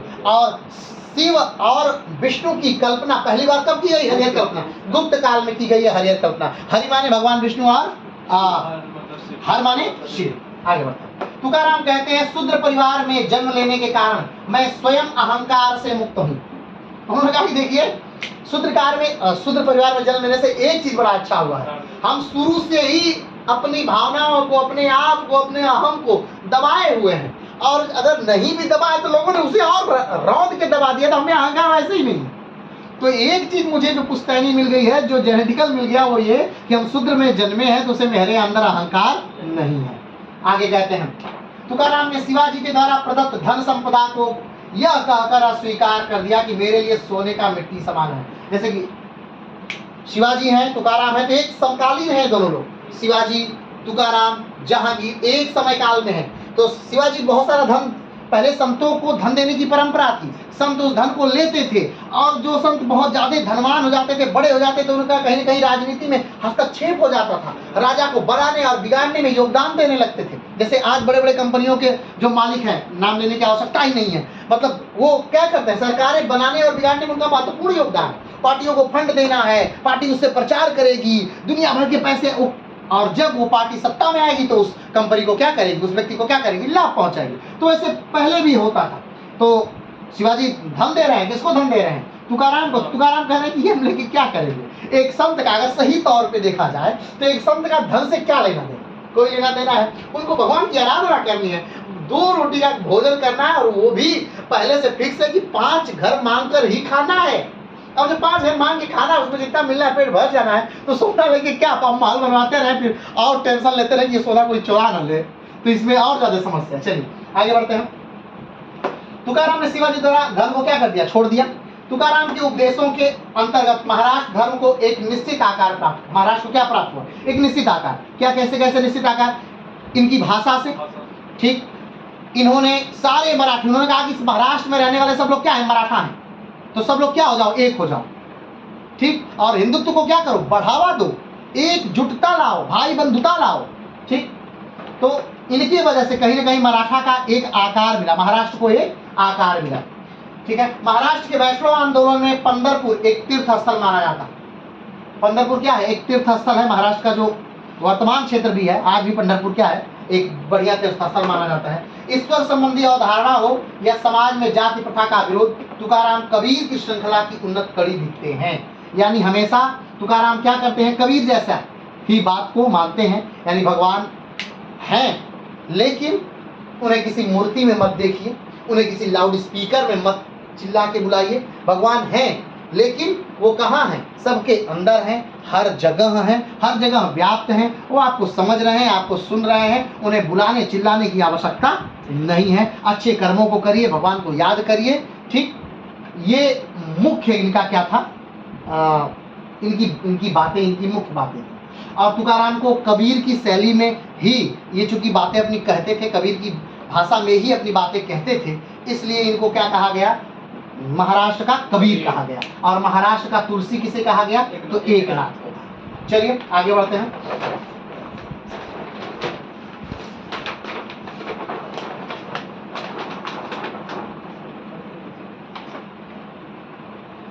अगले हैं रामदास। रामदास का नाम बहुत बार आता है इतिहास में, खास तौर पे तब जब हम शिवाजी को पढ़ते हैं तो रामदास का नाम बहुत तेजी से आता है। क्यों, क्योंकि रामदास जो है वो शिवाजी की क्या है, गुरु। ठीक है, वास्तविक नाम क्या है, नारायण सूर्यजी पंत। वास्तविक नाम क्या है, नारायण सूर्यजी पंत इनका वास्तविक नाम है। संस्थापक कौन, संस्थापक घरकारी संप्रदाय के संस्थापक। हमने कहा घरकारी संप्रदाय के संस्थापक कौन है, रामदास। और बरकारी संप्रदाय के संस्थापक कौन है, तुकाराम। बरकारी संप्रदाय के संस्थापक तुकाराम और घरकारी संप्रदाय के संस्थापक रामदास। क्लियर है, आगे बढ़ते हैं। रचना 10 बोध आनंद वन भुवन, आनंद वन भुवन। ठीक है, 10 इनकी क्या है, रचनाएं, यानी जो इन्होंने रचनाएं की। 10 बोध में रामदास ने विविध विज्ञान एवं कर्म दर्शन का वर्णन किया है। ठीक है, यानी कि धर्म को विज्ञान से जोड़कर इन्होंने क्या किया है, दिखाया है कि किस प्रकार से ये क्रियाएं वैज्ञानिक भी हैं, किस प्रकार से ये कार्य आपके वैज्ञानिक भी हैं, आपके शरीर के, आपके समाज के लिए किस प्रकार से वो चीजें फायदेमंद है। ये बातें किसने बताई हैं, रामदास ने बताई। आगे बढ़ते हैं। रामदास का आश्रय सज्जनगढ़ में था। यही अपनी मृत्यु से पूर्व शिवाजी ने 1 माह विश्राम किया। शिवाजी ने मृत्यु से पहले अपने 1 माह कहाँ किया था, इसी सज्जनगढ़ में रहे। महाराष्ट्र का इलाका है, इसी में वो रहे थे और यही वो रामदास का भी निवास स्थल था। आगे बढ़ते हैं। रामदास शिवाजी के नैतिक गुरु थे, ध्यान रखिएगा, जैसे राजनैतिक गुरु हुए, ठीक, आध्यात्मिक गुरु हुए, ठीक, और अस्त्र शस्त्र सिखाने वाले गुरु हुए। तो गुरु कई प्रकार के होते हैं। जैसे कहा जाता है कि महात्मा गांधी के राजनैतिक गुरु कौन थे, गोपाल कृष्ण गोखले। कौन थे, गोपाल कृष्ण गोखले थे। लेकिन महात्मा गांधी के आध्यात्मिक गुरु अलग हैं, राजनैतिक गुरु अलग हैं। तो यहाँ पर जो रामदास है वो कैसे गुरु होंगे, नैतिक गुरु, ठीक है। इन्होंने नैतिकता की बातें बताई हैं, किसको, शिवाजी को, इसलिए नैतिक गुरु कहा जाते हैं। इनके वस्त्र भगवा को अपना ध्वज बनाया था। और ये किस रंग का कपड़ा पहनते हैं, भगवा रंग का कपड़ा पहनते हैं। और इनका जो भगवा रंग है, इनके कपड़े का जो भगवा रंग था, इसी भगवा रंग का उन्होंने क्या बनाया, अपना ध्वज बनाया। किसने, शिवाजी ने। नैतिक गुरु क्या है, जो नैतिकता बताता हो, सामने वाले क्या बताता हो, नैतिकता का पाठ पढ़ाता है। यानी कैसे रहना है, कैसे बोलना है, कब क्या बोलना है, कब क्या कहना है, यानी किसको गाली देना है, किसको नहीं देना है, और गाली ही क्यों देना है, मतलब जो आपको जीवन जीने का एक तरीका बताता हो, वही होती है नैतिकता। तो नैतिक गुरु कौन है, तो रामदास है। आगे बढ़ते हैं। अभिवादन में राम राम कहने की प्रथा रामदास ने प्रारंभ की थी। ध्यान दीजिएगा, जो कहते हैं राम राम राम राम राम राम, तो किसने प्रारंभ की है, इन्हीं रामदास ने प्रारंभ की है। अभिवादन में राम राम कहने की प्रथा इसी रामदास ने क्या किया है, प्रारंभ किया है। रामदास राम के भक्त थे और ब्राह्मणों के विशेषाधिकारों को बड़े ही मुखर ढंग से उठाया। उन्होंने कृष्णा नदी के तट पर राम मंदिर का निर्माण कराया था। अब ये क्या थे, स्वयं ब्राह्मण थे। कौन, रामदास स्वयं ब्राह्मण है। तो अब तक ब्राह्मणों का वर्चस्व क्या हो रहा था, बहुत कम हो रहा था, क्योंकि निम्न जाति के शूद्र जो भी थे वो भी उपदेशक हो चुके थे, वो भी ज्ञान की बातें कह रहे थे। और ऐसा नहीं कि लोग उन्हें नहीं मान रहे थे, बहुत बड़े स्तर पर लोग उन्हें स्वीकार कर चुके थे। हाथों हाथ कबीर लोगों के निगाहों में थे, है ना। सूर, रैदास, दादू या नानक, ये सब लोग ब्राह्मण नहीं थे, लेकिन फिर भी कहाँ थे, लोगों की आंखों में बसे हुए थे। उसी प्रकार से, लेकिन उस समय उनकी स्थिति को मजबूत करने के लिए, किसको, ब्राह्मणों की स्थिति को मजबूत करने में जो विशेष योगदान था वो किसका था, रामदास का था। ठीक है। रामदास प्रायः कहते थे समस्त मराठों को एकत्रित करो तथा महाराष्ट्र में धर्म का क्या करो, प्रचार करो। समस्त मराठों को एकत्रित करो और महाराष्ट्र में धर्म का प्रचार करो। और देखिए, गुरु का असर शिष्य पे दिखता है। गुरु ने ये कहा और शिष्य यानी शिवाजी ने क्या किया, वो किया। गुरु ने ये कहा, अब ये तलवार उठाकर ये कार्य नहीं कर सकते थे, लेकिन उन्होंने दोनों माध्यम से ये प्रचार कर सकते थे और वो तलवार उठाकर युद्ध कर सकते थे। तो दोनों माध्यम से, एक तरफ से धर्म का प्रचार कि किससे हो रहा था, ज्ञान के माध्यम से धर्म का क्या हो रहा था, प्रचार होता, विस्तार हो रहा था बहुत तेजी से। आगे बढ़ते, इनका ही कथन था कि माँ एवं मातृभूमि स्वर्ग से भी क्या है, प्रिय। माँ और मातृभूमि स्वर्ग से प्रिय। तो ध्यान दीजिएगा, जो राम राम वाला अभिवादन है किसने शुरू किया, रामदास ने शुरू किया। और ये कथन कि माँ एवं मातृभूमि स्वर्ग से भी क्या है, प्रिय है। इन्होंने उस बात को, जैसे ऐसा नहीं है कि ये बात कहीं लिखी ही नहीं थी, ये बात कहीं न कहीं हमारे वेदों में है, पुराणों में है, उपनिषदों में है, लेकिन वहां से निकाल करके, जैसे कि लिखा है उपनिषदों में कि उठो जागो और तब तक ना रुको जब तक कि तुम्हारे लक्ष्य की पूर्ति न हो। लेकिन उस बात को वहां से निकालना और लोगों को तक फैलाना किसने फैलाया, स्वामी विवेकानंद ने फैलाया। बात समझ रहे हैं ना। तो उसी प्रकार इस बात को निकाल करके लोगों तक फैलाने का श्रेय किसको है, रामदास। आगे बढ़ते हैं। जब धर्म का क्षत हो जाए तो जीवित रहने से कोई लाभ नहीं है। क्या कहते हैं रामदास कि अगर धर्म तुम्हारा नष्ट हो गया है तो तुम्हें जीवित रहने का कोई लाभ नहीं, तुम्हारा तो धर्म ही खत्म है।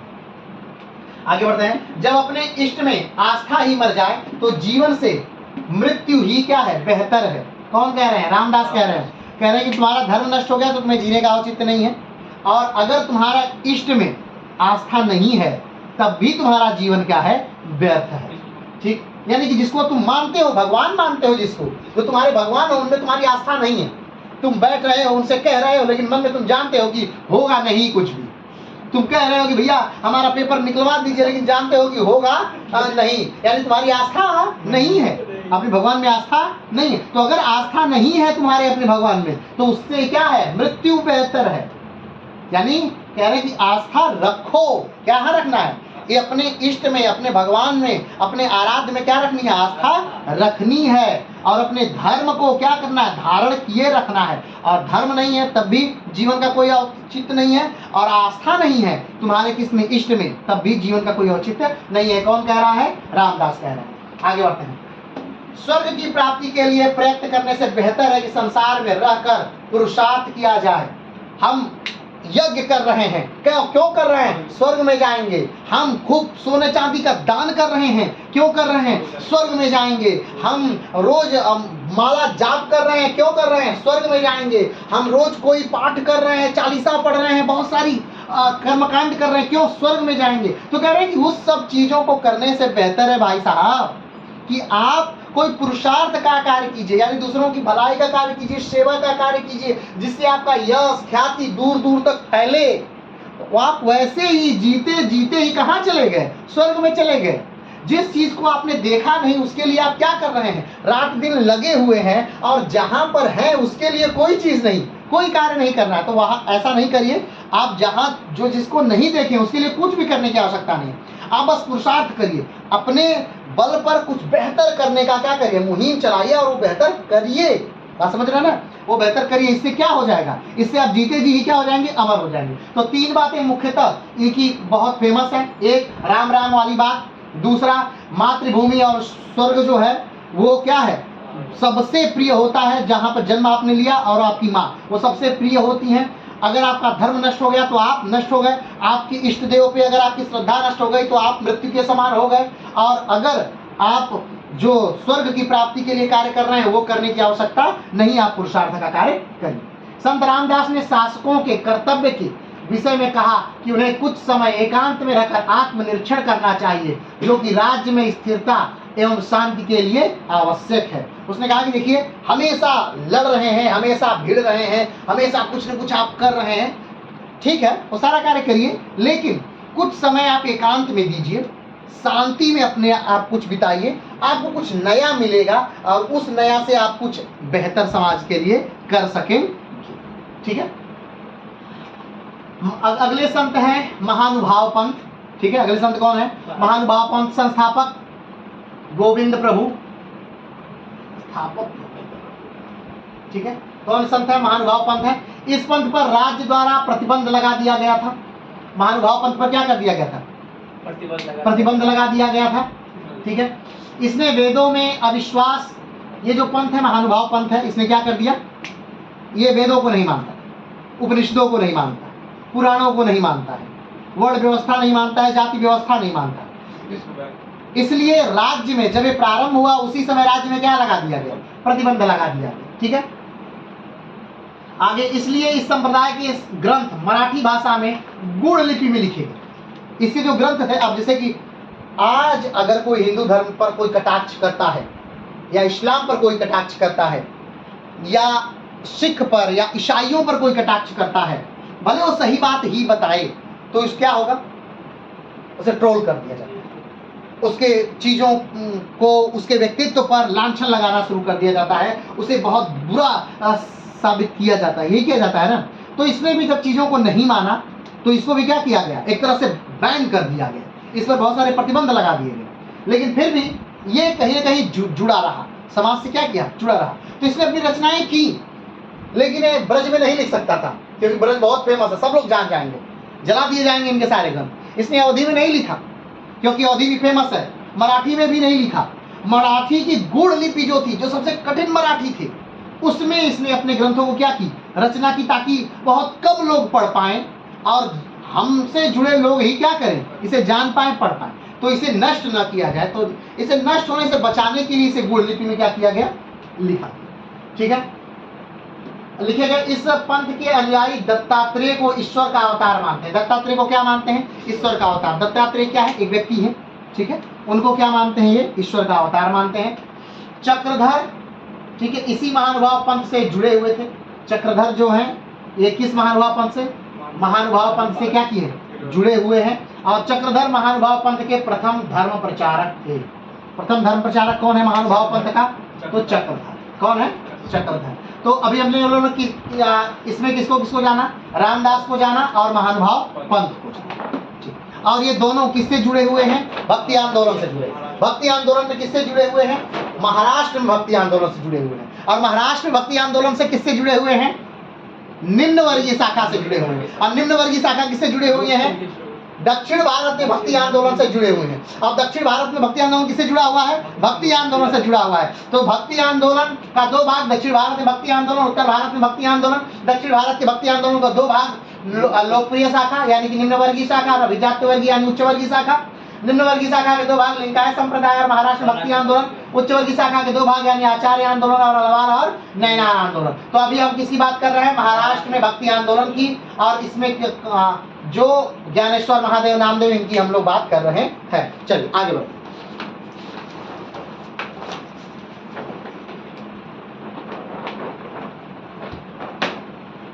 चलिए अभी तक बात हमने की किसकी? संतों की बात। हमने किस चीज की बात की? संतों की बात की कि किन लोगों ने भक्ति काल को, ठीक, वास्तविकता में भक्ति काल बना दिया। भक्ति काल किस चीज से भक्ति काल बन गया? भक्ति काल बन गया निम्न वर्ग का उच्च वर्ग से जुड़ जाने से भक्ति काल बन गया। हाँ, हर व्यक्ति का भगवान से जुड़ जाने से भक्ति काल बन गया। किसी भाषा का प्रचार हो जाने से भी भक्ति काल बन गया। यानी भक्ति काल का बेहतर स्तर पे जुड़ना जो था वो कहीं न कहीं किससे रिलेटेड था? भक्ति काल किससे रिलेटेड हो गया? भाषा से रिलेटेड हुआ। भक्ति काल किससे रिलेटेड हुआ? साहित्य से रिलेटेड हुआ। यानी दुनिया भर के साहित्य लिखे गए अच्छे कर्म के लिए, अच्छी चीजों के विकास के लिए लिखे गए ना।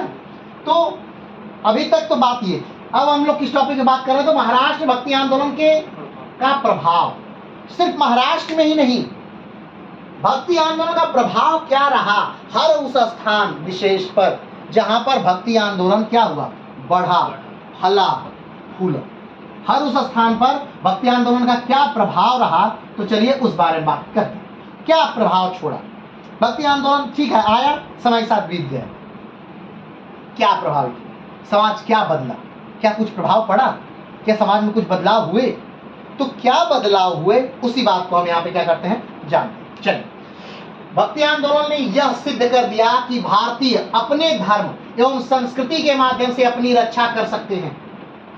अब देखिए, एक मुन्ना साहब इकबाल की बड़ी फेमस कविता है कि यूनान मिस्र रोम सब मिट गए जहां से, बाकी मगर है अब तक नामो निशा हमारा, कुछ बात है कि हस्ती मिटती नहीं हमारी, सदियों रहा है दुश्मन दौरे जहां हमारा। मतलब तो यानी कि कभी यूनान नामक देश भी हुआ करता था, मिस्र नामक, रोम नामक देश हुआ करते थे, लेकिन आज के समय में उनके भगवान जो हैं वो अपने भक्तों को ढूंढ रहे हैं। अर्थात यानी कि उनको भगवानों को मानने वाले, एथेंस में मानने वाले लोगों को लोग ही नहीं है। अगर सारे हिंदू समाप्त हो जाएं तो राम को पूजने वाला कौन है? सारे हिंदू समाप्त हो गए तो कृष्ण को पूजने वाला कौन? कोई नहीं। उसी प्रकार वो सारे देश क्या हो गए? नष्ट हो गए, समाप्त हो गए ना, सारे देश समाप्त हो गए। तो लेकिन हिंदुत्व क्या रहा? जुड़ा रहा, बचा रहा। ठीक है, क्या रहा? हिंदुत्व बचा रहा। तो क्या, किस प्रकार से बचा रहा? कैसे बचा रहा? बचा रहने का कारण यह था कि हमने अपनी संस्कृति को जानी, हमने एक निश्चित समय पर विकास हुआ, लोग आए, लोगों ने उसका प्रसार किया और इतना बड़े स्तर पर फैला, लोगों ने उसे मानना शुरू किया, भगवान के में आस्था में विश्वास करना शुरू किया। तो धीरे धीरे क्या हो गया? इसमें सुधार। तो क्या क्या हो रहा है? प्रभाव क्या रहा? कि हम बने रहे, यानी हम बच गए। नहीं तो जब से आक्रमण होना शुरू हुआ 7वीं शताब्दी से, 6वीं शताब्दी से हमारे यहाँ आक्रमण होना शुरू हो रहा है। चलिए वो छोड़ दीजिए, सिकंदर के समय से हमारे पे क्या हो रहे हैं? आक्रमण हो रहे हैं। ठीक, कुषाणों, हुणों, फिर तुर्कियों, मुगलों, एक लंबी फहरिस्त क्या हुई, चली, लंबी फहरिस्त चली ना। और 1206 से हम लोग लगातार गुलाम हो गए 1206 से लेकर के अगर देखा जाए तो सीधे 1947 तक हम लोग क्या रहे, गुलाम रहे। इतने साल की गुलामी के बाद भी हिंदुत्व, या यूं कहे तो ब्राह्मण धर्म, या यूं कहे तो वैदिक सभ्यता, वैदिक धर्म बचा कैसे रहे? क्या कारण था बचा रहे? उसका कारण कहीं न कहीं क्या था, भक्ति आंदोलन। क्या था? भक्ति आंदोलन। क्योंकि जब बहुत तेजी से प्रभाव शुरू हुआ, यानी वही समय 1206 से भारत में गुलाम वंश की स्थापना हुई। 1191 में वही गौरी का आक्रमण हुआ, तराइन का प्रथम युद्ध हुआ, 1192 में तराइन का द्वितीय युद्ध हुआ। अब गौरी जीत जाता है और उसी समय से कहीं न कहीं मुगलों का धीरे धीरे वर्चस्व भारत में जमने लगा। लेकिन फिर भी हम बच गए। कैसे बच गए? बचे कि नहीं बचे? बचे ना। कैसे बचे? क्योंकि भक्ति आंदोलन कहीं न कहीं हमें जीवित रखा। भक्ति आंदोलन का ही देन था कि हम क्या हो गए, जीवित रहे, बचे रहे एकदम। ठीक, क्यों? क्योंकि हम आपको अपनी साहित्य को कहीं न कहीं जानते रहे। कोई संत आया, वो ढाढ़स बताता रहा, चिंता मत करो, भगवान है, आएंगे एक ना एक दिन कुछ ना कुछ होगा। तो लोगों ने हमें बचाया।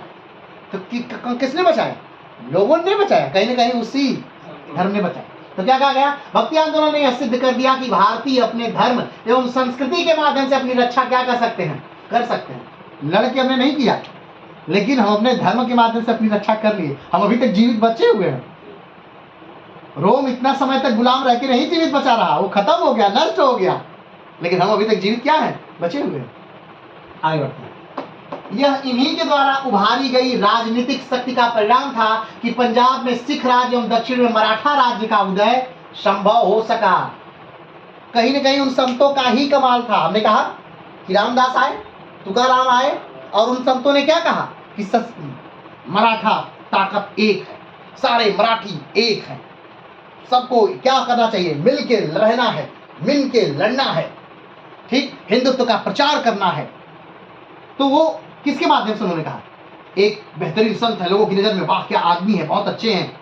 तो वो जो कह रहे हैं वो गलत तो नहीं कह रहे हैं। लोगों ने उनकी बातों को माना और कहीं न कहीं उसी के माध्यम से, वो भी हम ये नहीं कह रहे कि मराठाओं के उदय होने का या सिखों के उदय होने का सिर्फ भक्ति काल ही एक माध्यम रहा, सिर्फ यही नहीं रहा, लेकिन ये भी रहा। भक्ति काल एक माध्यम रहा ताकि सिख आ सके, भक्ति काल एक माध्यम रहा ताकि मराठा ऊपर आ सके। उसका कारण, मुख्यतः कारण कहीं न कहीं भक्ति काल रहा। अब वो इससे ही जाहिर हो जाता है कि जो शिवाजी है उनके गुरु कौन है? रामदास उनके गुरु। आगे बढ़ते हैं। धार्मिक स्तर पर देखो तो धर्म को वर्ग विरोध की पैतृक संपत्ति समझने वाले रूढ़िवादियों के लोग लेकर जनमानस तक पहुंचाने का श्रेय नहीं संतों का। कुछ लोगों ने ये मान लिया था कि भाई साहब धर्म जो है वो हमारा है। एक वर्ग विशेष के लोग, एक जाति विशेष के लोग, उन्होंने मान लिया क्या कि धर्म क्या है, हमारा है और हमारा पैतृक अधिकार है। हम स्कूल में जन्म ले लिए तो ऐसा लगे कि जैसे हमने कुछ किया था तो हमें इसमें भेजा गया है और हमारा इस पे क्या है, अधिकार है। इन संतों ने कहा कि नहीं, ऐसा नहीं है। जो ज्ञानी है वही पंडित। पंडित की परिभाषा ही बदल दी गई थी हमारे यहाँ। पंडित हमारे यहाँ क्या थे? जो विद्वान थे, जो महापुरुष लोग थे, जो विद्वान थे, ज्ञान जिसके पास था वो कौन थे? पंडित थे। और पंडित हमारे यहाँ क्या हो गया था? कौन हो गए थे पंडित? पंडित वो हो गए थे जो एक जाति विशेष में जन्म ले रहे, वो हो गए पंडित। लेकिन ऐसा इन संतों ने क्या कर दिया? इन रूढ़ियों को ही तोड़ दिया। कहा कि नहीं, ज्ञान पे किसी का अधिकार नहीं, भक्ति पर किसी का अधिकार नहीं, धर्म पर किसी का अधिकार नहीं है, किसी एक व्यक्ति का अधिकार उस पर नहीं। कोई ठेकेदारी नहीं चल रही है कि तुमको ठेका दे दिया गया है, बनाओ रोड धर्म पर, ऐसा नहीं है। ये सबका है। ठीक है, आगे इन्होंने एकेश्वरवाद एवं कर्म पर बल दिया। इन्होंने क्या किया? एकेश्वरवाद। इन्होंने कहा कि एक भगवान, भगवान क्या है? एक एकेश्वरवाद, भगवान को मानो, बस एक एकेश्वरवाद उन्होंने बोला, भगवान एक। लेकिन वो एक कौन से? वो एक शंकराचार्य वाले एक नहीं है। शंकराचार्य जो कहते हैं वो तो भक्त को भी अलग नहीं मानते हैं। शंकराचार्य भक्त और भगवान दोनों को कहते हैं कि हर जीव में एक जीवात्मा है और वो जीवात्मा क्या है? ब्रह्म है। ठीक, यानी हम क्या हो गए? ब्रह्म हो गए। यानी और ब्रह्म को छोड़कर जो बाकी सब कुछ है वो क्या है? ब्रह्म को छोड़कर जो बाकी सब कुछ है वो क्या है? वो माया है। अगर ब्रह्म के अलावा, भगवान के अलावा, यानी अगर तुम किसी को देख रहे हो और तुम्हें लगा कि ये भी है ये भी है, तो नहीं नहीं नहीं, तब वहां दो चीज है। वहां क्या है? वहां अज्ञानता है और वहां माया है, यानी तुम समझ नहीं पा रहे हो। चलिए आगे बढ़ते हैं। तो धर्म को गढ़ता का सरलीकरण किया और उसे आम जनमानस से जोड़ा, यानी कि धर्म की जो गूढ़ बातें थी जो नहीं समझ में आ रही थी लोगों को, उससे क्या कर दिया? सरल कर दिया। जैसे कि उदाहरण के तौर पे आप किसी हॉस्पिटल में जाते हैं और आप पूछते हैं भाई साहब कि हमको क्या बीमारी है डॉक्टर साहब, तो कहिए अरे बाप रे तुमको तो पेंक्रियाटाइटिस है। इतना बड़ा नाम पेंक्रियाटाइटिस है, कोई बहुत, तो अब बस आप समझते रहिए पेंक्रियाटाइटिस क्या है। नहीं ना, तो उन्होंने क्या कर दिया?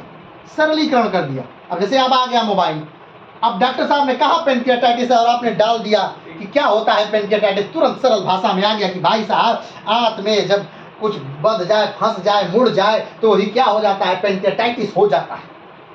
हो गया ना बात खत्म। तो इन्होंने क्या कर दिया? सरलीकरण कर दिया।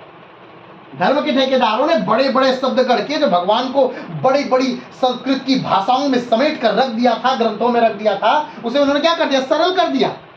अब हर व्यक्ति क्या कर सकता था? भगवान तक पहुंच सकता है, भगवान से बात कर सकता है, भगवान के भजन लिख सकता है और गा सकता है। सोचिए कि सूरदास कहा जाता है कि रेका करते थे, यानी किया करते थे, कुछ बोल नहीं पाते, कह नहीं पाते थे। और इन्हीं से एक संत निकलते हैं और उन पर बल्भाचार्य हाथ रख देते हैं, कहते हैं ऐसे क्यों कर रहे हो, तुम गाओ। और वो सूरदास मथुरा में बैठ के ऐसे भजन गाते हैं कि आज 1.25 लाख उनकी क्या है? रचनाएं हैं, सूर सागर में समाहित है। 1.25 लाख रचनाएं।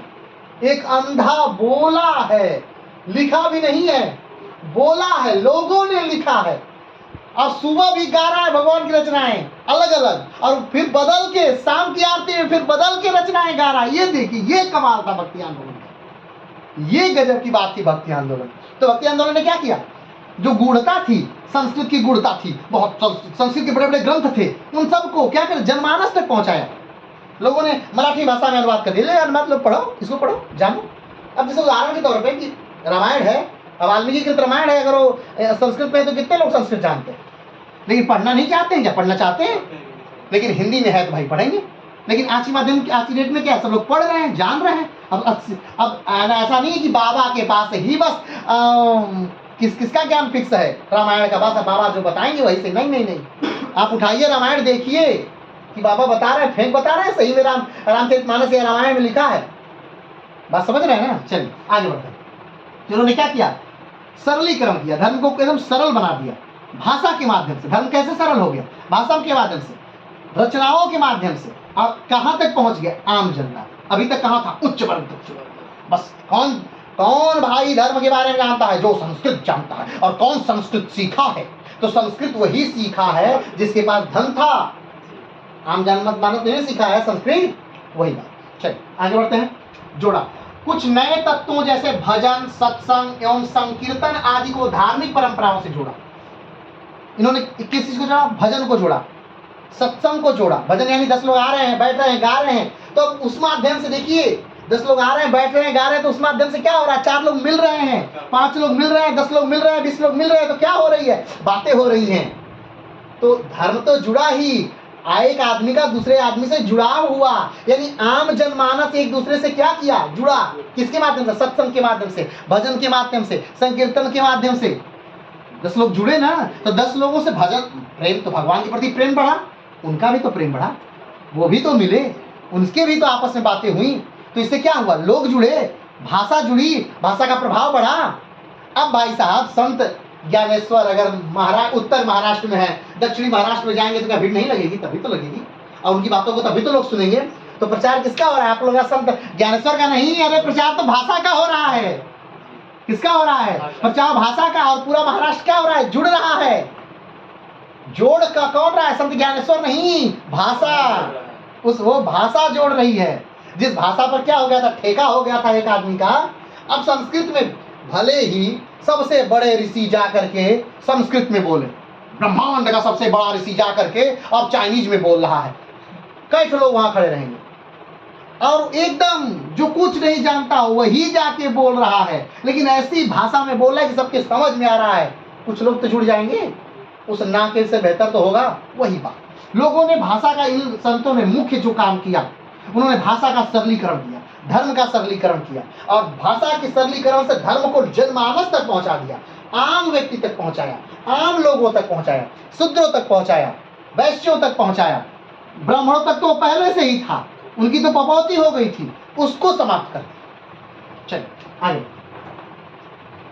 जाति प्रथा पर भक्ति आंदोलन ने गहरी चोट की।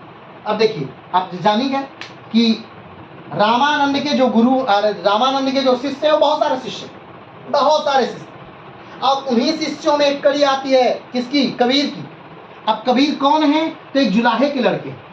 अब उन्हें जन्म किसने दिया? ब्राह्मणी ने दिया, जन्म ब्राह्मणी ने दिया। अल्लाह तारा के किनारे मिले, उन्होंने क्या, वो बात अलग विषय है, लेकिन वो किसके घर में पले बढ़े हैं? जुलाहे घर। ठीक है। अब वैसे ही जो बाकी उनके शिष्य धन्ना हैं, जो बाकी शिष्य हैं, वो कौन है? निम्न जातियों के हैं, रैदास हैं, वो निम्न जातियों के शिष्य। लेकिन क्या हुआ,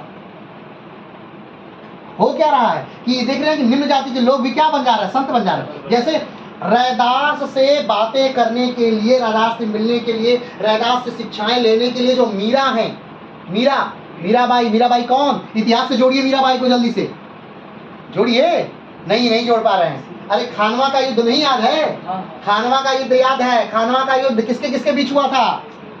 राणा सांगा और बाबर के बीच। कब हुआ था?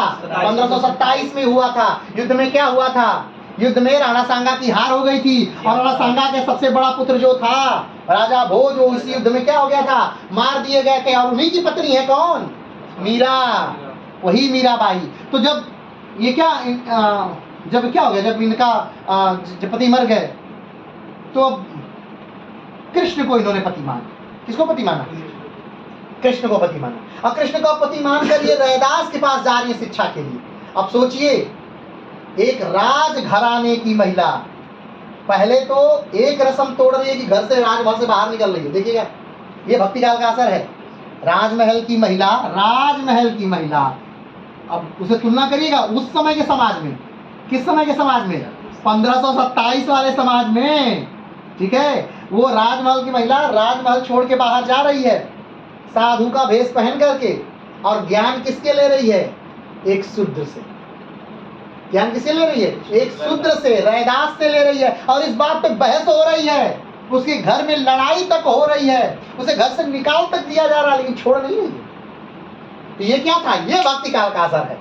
ये असर देख रहे हैं, महिलाओं का विकास भी हो रहा है भक्ति काल से। क्या हो रहा है? महिलाओं का विकास हो रहा है। शूद्र गुरु हो करके एक राजकुमारी को क्या कर रहे हैं, जो कभी रानी भी थी, तो उसको क्या कर रहे हैं? ज्ञान दे रहे हैं। ठीक है, उसे ज्ञान दे रहे हैं। कौन? शूद्र, रैदास। भले रैदास बहुत ज्ञानी है, लेकिन आज तक तो ऐसा नहीं हुआ था, लेकिन अब तो हो रहा है। ये भक्ति काल का असर था। तो वो भक्ति काल का असर था कि निम्न जो जाति व्यवस्था थी, वर्ण व्यवस्था थी, उस पर एक गहरी चोट थी। किसकी? भक्ति काल। चलो आगे बढ़ते। रामानंद जातियों एवं निम्न वर्ग के सभी व्यक्तियों के गुरु मंत्र देकर अमर हो गए। उन्होंने क्या किया? निम्न जाति को हो, उच्च जाति को, सबको उन्होंने क्या किया? गुरु मंत्र दिया।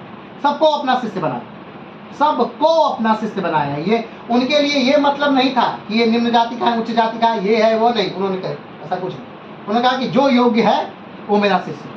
बात खुद महिलाएं उन समय अपने धार्मिक अंधकार को मान्यता दिला रही थी, जिसकी सर्वश्रेष्ठ प्रतिनिधि मीराबाई, कर्नाटक की महादेवी अक्का एवं महाराष्ट्र की वहीनाबाई थी। अब देखिए, महिलाओं का विकास हो रहा है, महिलाओं का प्रभुत्व हो रहा है। महिलाएं बाहर निकल रही हैं, पहले तो ज्ञान ले रही हैं और फिर ज्ञान दे रही हैं। आज तो ज्ञान के बहुत सारे माध्यम हैं, लेकिन एक गुरु के पास जा करके ज्ञान लेना एक महिला का आज भी बहुत बड़ा चैलेंज है ना?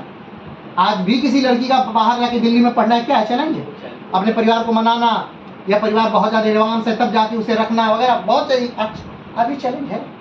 चल आगे बढ़ते हैं। कृष्ण मार्गी संतों ने भी महिलाओं के अधिकारों की वकालत की, क्योंकि वे कृष्ण के साथ राधा एवं गोपियों को भी महत्व देते थे।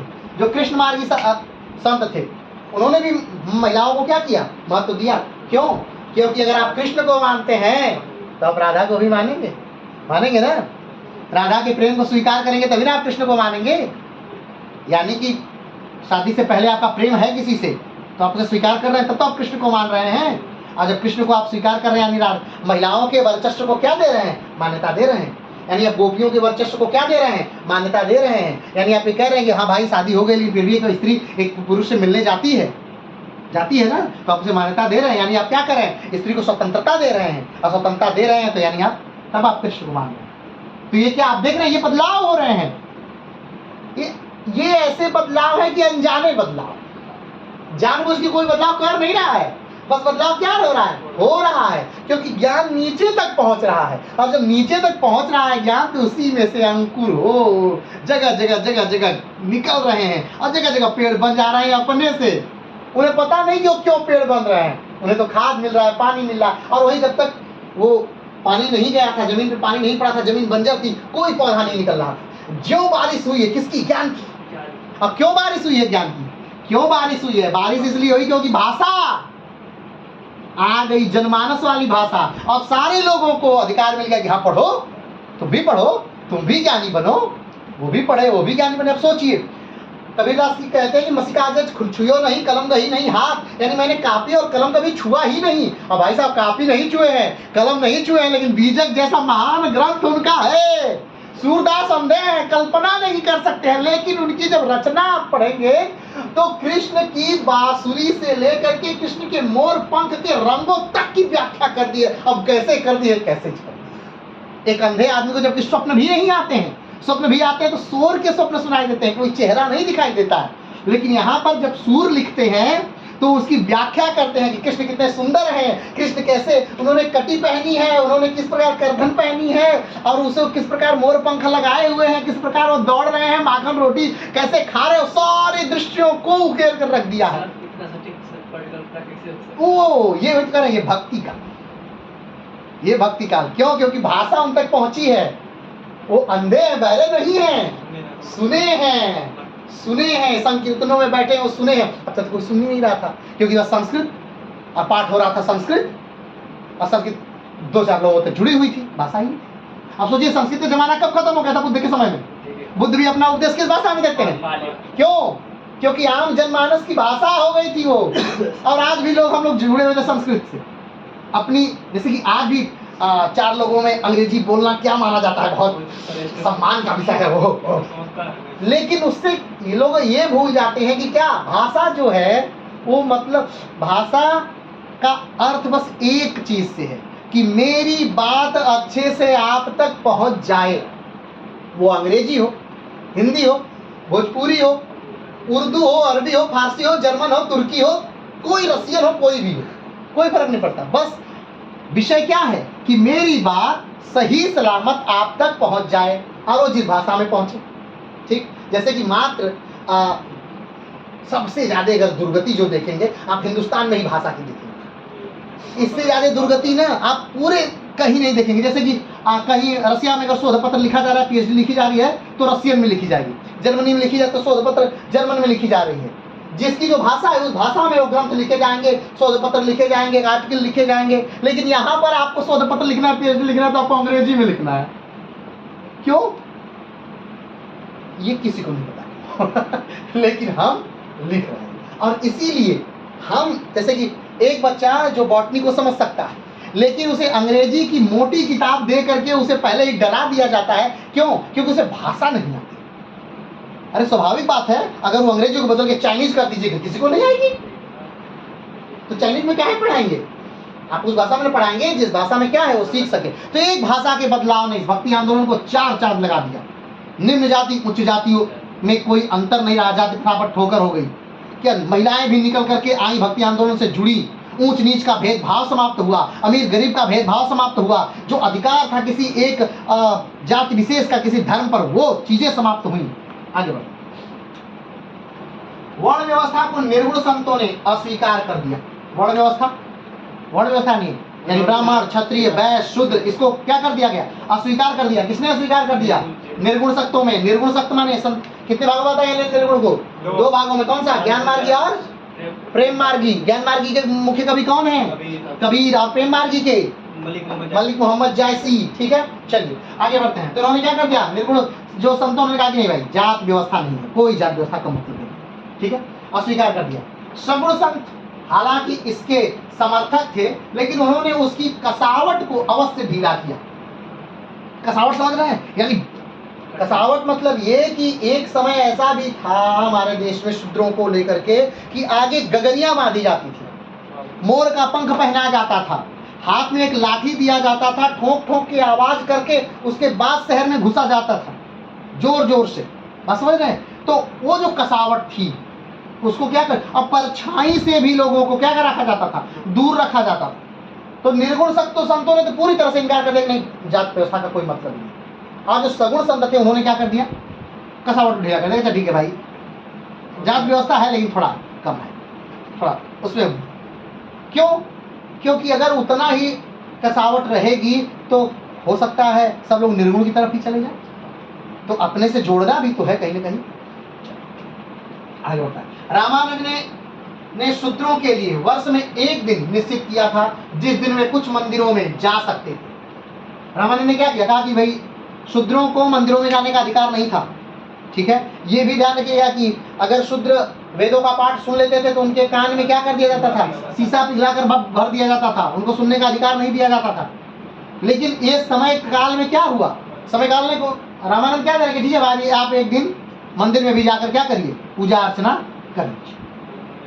ठीक, और ये क्या था? ये बहुत बड़ी, मतलब आज आपको लग रहा है कि अरे बस एक ही दिन, लेकिन ये उस समय के लिए क्या थी? बहुत बड़ी बात थी, बहुत बड़ी उपलब्धि थी अपने आप में कि भक्ति काल ने इतनी ज्यादा अचीवमेंट क्या कर ली? प्राप्त कर ली, उपलब्धि प्राप्त कर ली जा सकते थे। आर्थिक स्तर पर प्रभावों को देखें तो संतों ने पारिवारिक एवं आर्थिक कष्टों को दूर करने के लिए एक दूसरे पर आश्रित या परजीवी रहने वाले का विरोध किया। यानी कि संतों ने क्या कहा? संतों ने पूरी तरह से दूसरे पर निर्भर रहना छोड़ दिया। यानी संत लोग क्या करते थे? बस कटोरा उठाओ, दूसरे से मांगो, खाओ, दूसरे से मांगो, खाओ, और हम क्या करेंगे? हम कुछ नहीं करेंगे, हम तो संत हैं। तो ये वाला जो प्रभाव था ये क्या हो गया? खत्म हो गया। सब लोग, सारे संत जो थे ये कहीं ना कहीं क्या कर रहे थे? कुछ कार्य कर रहे थे, चाहे वो शिक्षा दे रहे हैं, चाहे वो अपना जो पुस्तैनी कार्य है, जैसे कि हमने बताया कि जो रविदास है वो जूता सी रहे हैं, जो कबीर हैं वो कपड़ा बूंद रहे हैं। क्यों? इन्होंने अपने कार्य को नहीं छोड़ा, ये दूसरे पे परजीवी नहीं हुए, आश्रित नहीं हुए, वो अपना कार्य क्या रखे? जारी रखे। रविदास पूरे जीवन जूता सिलते रहे तथा कबीर वस्त्र बनाते रहे। संतों ने धर्म को कर्मवाद की धरातल पर लाया जिससे एक गृहस्थ के कर्तव्य के साथ आध्यात्मिक जीवन का समन्वय हो सके। यानी कि आदमी कार्य भी करे और अपने भगवान की प्राप्ति में भी लगा रहे। ऐसा नहीं कि कार्य सब छोड़ दे और सिर्फ भगवान की प्राप्ति में ही लग जाए, तो इससे क्या होगा? वह राष्ट्र नष्ट हो जाएगा, जिस राष्ट्र में सबके क्या हो जाएंगे? सन्यासी हो जाएंगे, संत हो जाएंगे। हाँ या ना? अगर राष्ट्र में सोचिए, मान लीजिए भारत ही है, भारत में सब लोग क्या वैज्ञानिक हो जाए, सब लोग क्या हो जाए? सब लोग वैज्ञानिक हो जाए, या सब लोग आर्मी में चले जाएं, या किसी भी विंग में सबके सब आ जाए, तो क्या होगा? वो राष्ट्र डूब जाएगा। खेती कौन करेगा? अगर सब लोग जैनिज्म हो जाते, जैन धर्म को सब लोग स्वीकार कर लेते, अहिंसा को सब लोग मान लेते, और कोई भी पृथ्वी पर हल चलाने से बचने लगता ताकि जीव हत्या हो जाती, तो खाते क्या? इतनी जनसंख्या क्या खाती? तो ये क्या था? जो भी अतिशयोक्ति वाली बात थी वो सब इन्होंने क्या कर दिया? नष्ट करेगा कि अपना कार्य करते रहिए, अपने पारिवारिक जीवन से जुड़े रहिए और अपने इष्ट देव को प्राप्त करते। आगे बढ़ते। इन्होंने समाज में शारीरिक श्रम के प्रतिष्ठा को स्थापित कर इसे मानव की सफलता का आधार बनाया। शारीरिक श्रम जो था उसे क्या किया? प्रतिष्ठित किया कि शारीरिक श्रम करना अच्छी बात है। संत तो ऐसा नहीं कि कर्म कोढ़ी की तरह बैठे रहो, बस ज्ञान की बातें ही बताते रहो। अगर सोचिए, एक संत बस ज्ञान की बातें बताता रहा, धीरे धीरे तो लोग क्या सोचेंगे कि भाई इनको तो कोई कार्य नहीं है, अरे जीवन कितना बेहतर है, बस बैठे रहना है, दिन भर पेट फुला के बैठे रहना है, खूब सेव समोसा खाते रहना है और ज्ञान की बातें करते रहना है। तो ज्ञान की बातें तो सब लोग कर लेंगे, हाँ या ना? ज्ञान की बातें करना कितना आसान है, हाँ या ना? आज के समय में किसी से उपाय मांगिए, एक की जगह 10 उपाय लोग देंगे, क्योंकि ज्ञान की बातें क्या करना क्या है, आसान है। तो सब लोग संत बनना चाहेंगे, तो इन्होंने क्या कर दिया, ये संतों के मुख पर एक चमाटा था कि आप कार्य करते रहिए, आप अपने जीवन से जुड़े रहिए, आप अपने कार्य को करते रहिए, और कार्य को करते रहते हुए अपने इष्ट देव को क्या करिए, प्राप्त करिए। बात समझ रहे हैं? चलिए आगे बढ़ते। हिंदी एवं अन्य क्षेत्रीय भाषाओं का योगदान, क्या योगदान रहा, भाषाओं का क्या योगदान रहा, ठीक है। तो भाषाओं का योगदान आपने देखा ही कि भाषाएं ही मूल ऐसा है। इस पूरे भक्ति आंदोलन में अगर एक चीज निकालेंगे तो क्या निकलेगी, भाषा निकलेगी, वो साहित्य निकलेंगे, उस समय की रचनाएं निकलेंगी जिसने सारी चीजों को उठा के पटक दिया, अस्त व्यस्त कर दिया, जो चीजें चली आ रही थी सबको क्या कर दिया, बदलने का पूरा प्रयास किया। चलिए आगे बढ़ते हैं। संतों ने जन भाषा के उपदेश दिया। सूर ने ब्रज भाषा, तुलसी ने अवधी, नानक ने हिंदी, पारसी, चैतन्य ने बांग्ला भाषा, मारवाड़ा के संतों ने मराठी इसके को समृद्ध किया। शंकर देव ने असमिया भाषा में प्रवचन एवं साहित्य रचनाएं की एवं उसे समृद्ध किया। हमें सरस्वती की प्रहलाद चरित असमिया भाषा की पहली साहित्यिक रचना थी। कहने का मतलब है कि अलग अलग रचनाकारों ने, अलग अलग संतों ने अपने अपने भाषा को क्या किया, सुदृढ़, अपने अपने भाषा के साहित्य को क्या किया, बढ़ाया, उसमें रचनाएं करके। जैसे कि अब सूरदास ने लिखा, तो किसमें लिखा सूरदास ने, सूरदास कृष्ण के भक्त हैं तो किसमें लिखेंगे, ब्रज में लिखेंगे। अब तुलसी राम के भक्त हैं तो किसमें लिखेंगे, अवधि में। तो बताइए मीरा किसमें लिखेंगी, ब्रज में लिखेंगी। क्यों, क्योंकि कृष्ण की बात समझ रहे हैं। चलिए आगे बढ़ते हैं। तो सारे जो लोग थे उन्होंने अपनी अपनी भाषा को क्या किया, धनवान किया, बढ़ाया, और उस भाषा ने क्या किया, लोगों को अपने से जोड़ा। जन भाषा का जब उदय हुआ तो जन भाषा वहां के लोगों को अपने में जोड़ेगी ना, स्वाभाविक बात है, जन भाषा अपने लोगों को जोड़ेगी। अब जैसे कि यहाँ पर कोई आ जाए आदमी चाइनीज में कुछ बोल रहा हो, कौन आएगा उसके साथ, नहीं आएगा, स्वाभाविक बात नहीं। हो सकता है उसके चेहरे को देखने के लिए आ जाए, लेकिन उसकी भाषा सुनने के लिए तो नहीं आएगा, उसकी बात सुनने के लिए तो नहीं आएगा। वो कुछ भी कह के, कितना भी ज्ञान वाली बात बना के आके यही कह के चला जाएगी, भाई साहब 2 करोड़ रुपया आइए हम रोड पे बांटेंगे, अभी यही भाषा, इसी बात को चाइनीज में बोल के चला जाए। हाँ, कौन जाएगा आप रोड पे, क्योंकि किसी को समझ ही नहीं है कि 2 करोड़ बांटने के लिए कह रहा है। बात समझ रहे हैं ना, वही बात। सूफियों पर भी इसका प्रभाव पड़ा। जैसे चंदायन ने लेखक मुल्ला दाऊद कुतुबन एवं मलिक मोहम्मद जायसी ने अवधि अपनाई। अब देखिए मलिक मोहम्मद जायसी स्वयं किस भाषा में लिख रहे हैं, अवधि में लिख रहे हैं। तो अलग अलग लोगों ने, अलग अलग रचनाकारों ने अपनी क्षेत्रीय भाषाओं को उठाया और उसे बहुत तेजी से विस्तारित किया। उन्होंने उसमें रचनाएं लिखी और उन रचनाओं से लोग क्या हुए, जुड़े। चलिए आगे बढ़ते हैं। विख्यात सूफी अब्दुल वाहिद बिलग्रामी ने हकायत हिंदी नामक ग्रंथ की रचना की, जिसमें कृष्ण मुरली, गोपिकाएं, राधा एवं यमुना आदि शब्दों की सूफी रहस्यवादी अर्थों की व्याख्या करने का प्रयास किया गया। ठीक है। भक्ति आंदोलन ने संगीत को भी प्रोत्साहन दिया। अब देखिए ये अभी ना हम बस इसी बात पे बात कर रहे हैं, भक्ति आंदोलन से क्या क्या चीजें प्रभावित हुई, तो किसकी क्या क्या चीजें प्रभावित हुई, भाषा।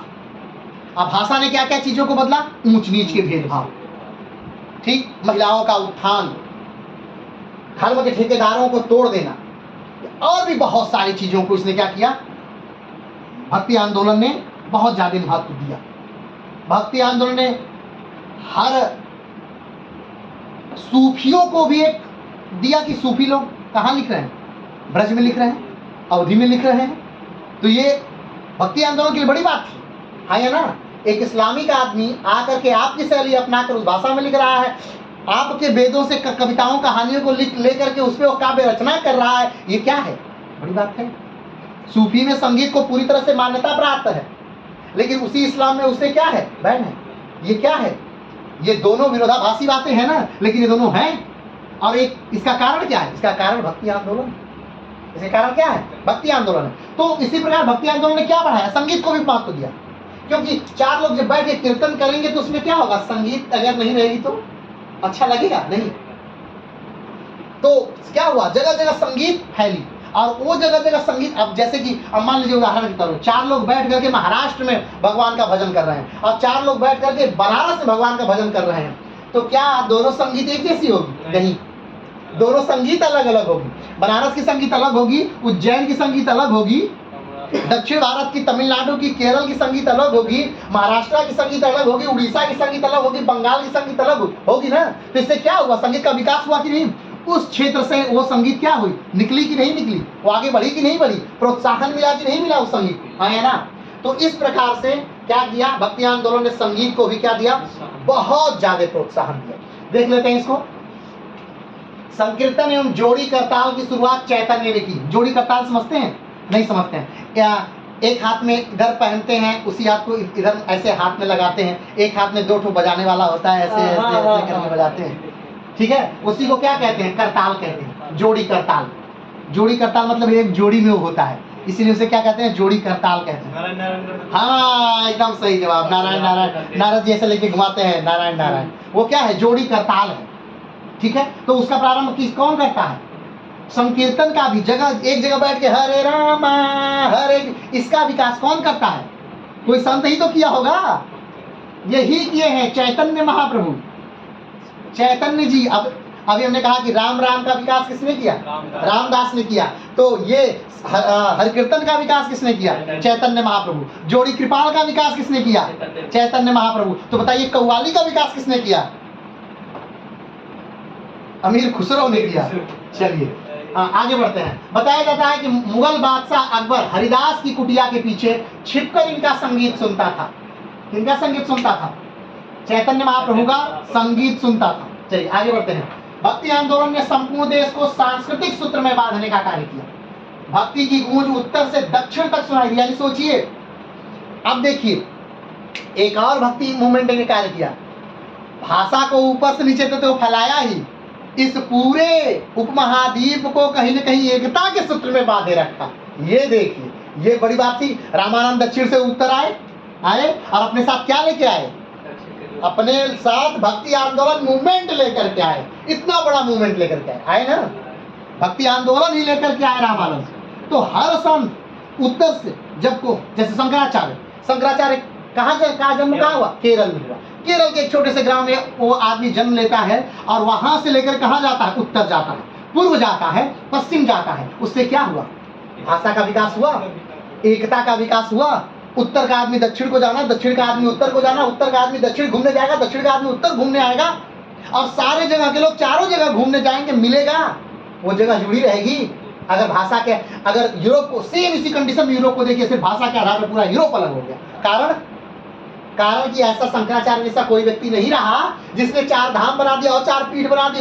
लोग एक बार स्विट्जरलैंड जाते हो घूमने के लिए, एक बार मान लीजिए वहां पर भी 4 धाम रहा होता, ठीक है। तो पुर्तगाल एक आदमी जाता, पुर्तगाल में एक धाम है, दूसरा नॉर्वे जाता, तीसरा जाता पोलैंड, यूक्रेन जाता या रसिया जाता ना, और ऐसे अगर तीसरा आता इटली आता, 4 धाम बन गया, पूरा यूरोप एकता के सूत्र में बंधा रह सकता। ये कला थी। सोचिए, उस समय के आदमी के पास ये ज्ञान था कि एक महाद्वीप, पूरे महाद्वीप को, एक उपमहाद्वीप को किस प्रकार से जोड़ना है। और वो सिर्फ एक ही चीज से, सोचिए, अगर मान लीजिए उसने चंगेज खान की तरह तलवार उठा करके जोड़ा होता तो जोड़ लिया होता।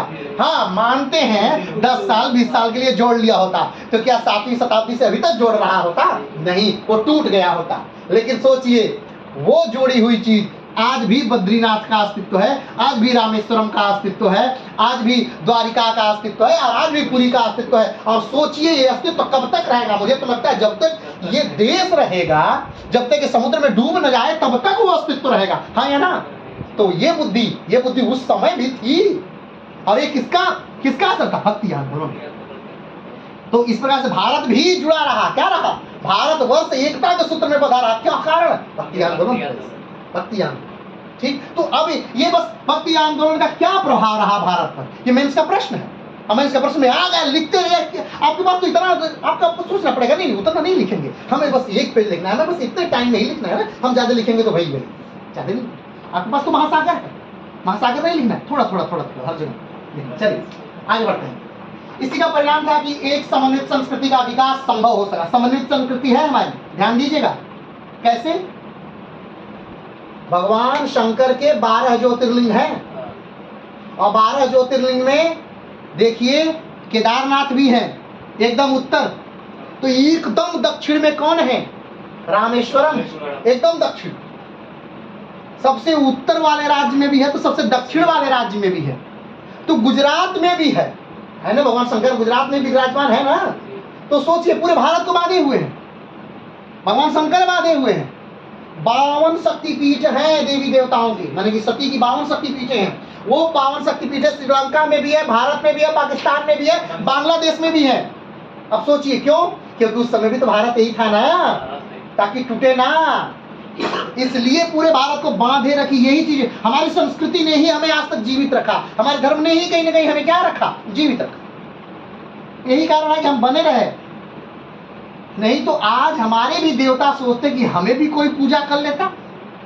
इतने वर्ष गुलाम रहने के बाद तो ऐसा ही होना चाहिए था ना कि हमारे भी देवता सोचते कि हमारा भी कोई पूजा कर लेता, कोई राम राम या हरे राम या कृष्ण कृष्ण कर लेता। चलिए आगे बढ़ते। गंगा यमुना की धारा अपनी द्रोणी से निकलकर बहुत दूर दूर तक फैली। वस्तुतः बौद्ध धर्म के पतन के पश्चात भक्ति आंदोलन जैसा देशभाषी आंदोलन हमारे देश में नहीं हुआ। कबीर, नानक, दादू इसी धारा के संपर्क से तो बुद्ध के कमंडल से बही थी। ये बार बार बात पूछी जाती कि बुद्ध से कमंडल से क्या बही थी? तो बुद्ध के कमंडल से बहे थे कबीर, नानक, दादू। ये बुद्ध के कमंडल से निकलने वाली प्रथा है जो आज तक जीवित है। भले हम बुद्ध के चीजों को याद नहीं है, लेकिन हाँ कबीर और नानक और दादू को तो हम अभी भी देख रहे हैं ना, किसी न किसी रूप में। और आप दक्षिण में चले जाइए, तमिलनाडु के एक आदमी से पूछिए, अच्छा बताइए तो इस संसार की सबसे पवित्र नदी कौन सी है? पता है क्या बोलेगा? बोलेगा गंगा। और ये संभव नहीं है, ये क्योंकि कोई अपने स्थान की चीज को अच्छा नहीं बोल रहा है। और कहाँ के स्थान की चीज बोला? वो उत्तर भारत की एक नदी को, कि गंगा को बोल रहा है कि ये बहुत पवित्र है। क्यों? ऐसा कैसे हो सकता है? ये तो संभव ही नहीं था भाई साहब। ये सिर्फ भक्ति आंदोलन का प्रभाव था, सिर्फ और सिर्फ भक्ति आंदोलन का प्रभाव था कि एक दक्षिण भारत का आदमी कह रहा है कि सबसे पवित्र नदी गंगा और हम चलेंगे गंगा दर्शन की। और दक्षिण से आता है, उत्तर में मुंडन करवा के तब दक्षिण जाता है। कभी देखे हैं दक्षिण भारतीयों को? दक्षिण भारत से महाराष्ट्र लोग आएंगे, उत्तर भारत में पूरा मुंडन करवाएंगे तब जाएंगे। महिलाएं, पुरुष नहीं, महिलाएं। ये किसका असर था?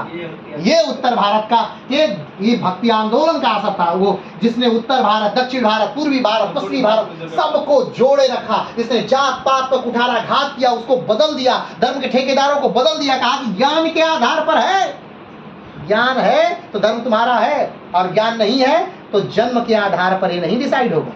बात समझे? तो चलिए ठीक है, आज हम लोग इसको हमने आज समझा। फिर से एक बार देख लीजिए, इसका कंक्लूजन देख लीजिए। तो भक्ति आंदोलन का स्वरूप क्या था? भक्ति आंदोलन के स्वरूप को दो भागों में बांट दिया गया। दक्षिण भारत के भक्ति आंदोलन, उत्तर भारत के भक्ति आंदोलन। उत्तर भारत के भक्ति आंदोलन को दो भागों में बांट दिया गया, सौर शाखा, निर्गुण शाखा। सौर शाखा को दो भागों में बांट दिया गया, राम भक्ति शाखा और कृष्ण भक्ति शाखा। निर्गुण शाखा को दो भागों में बांट दिया गया, ज्ञान मार्गी और प्रेम मार्गी। उसी प्रकार दक्षिण भारत के भक्ति आंदोलन को भी दो भागों में बांट दिया गया है, एक निम्न वर्गीय और एक उच्च वर्गीय। निम्न वर्गीय को दो भागों में बांट दिया गया है, लिंगायत संप्रदाय और महाराष्ट्र भक्ति आंदोलन। और अभिजात वर्गीय को भी दो भागों में, यानी उच्च वर्गीय को भी दो भागों में बांट दिया गया है, आचार्य आंदोलन और अलवार और नयनार संत। अभी तक हमने क्या पढ़ लिया? हमने पढ़ लिया निर्गुण शाखा, प्रेम मार्गी शाखा, ज्ञान मार्गी शाखा, राम भक्ति शाखा, कृष्ण भक्ति शाखा। और आज हमने खत्म कर दिया महाराष्ट्र भक्ति आंदोलन। अगला जो वीडियो हम लोग लाएंगे वो है लिंगायत संप्रदाय कर्नाटक। तो आज के लिए इतना ही, फिर मिलते हैं नए वीडियो के साथ, एक नए स्थान के साथ। तब तक के लिए नमस्कार, धन्यवाद, जय हिंद।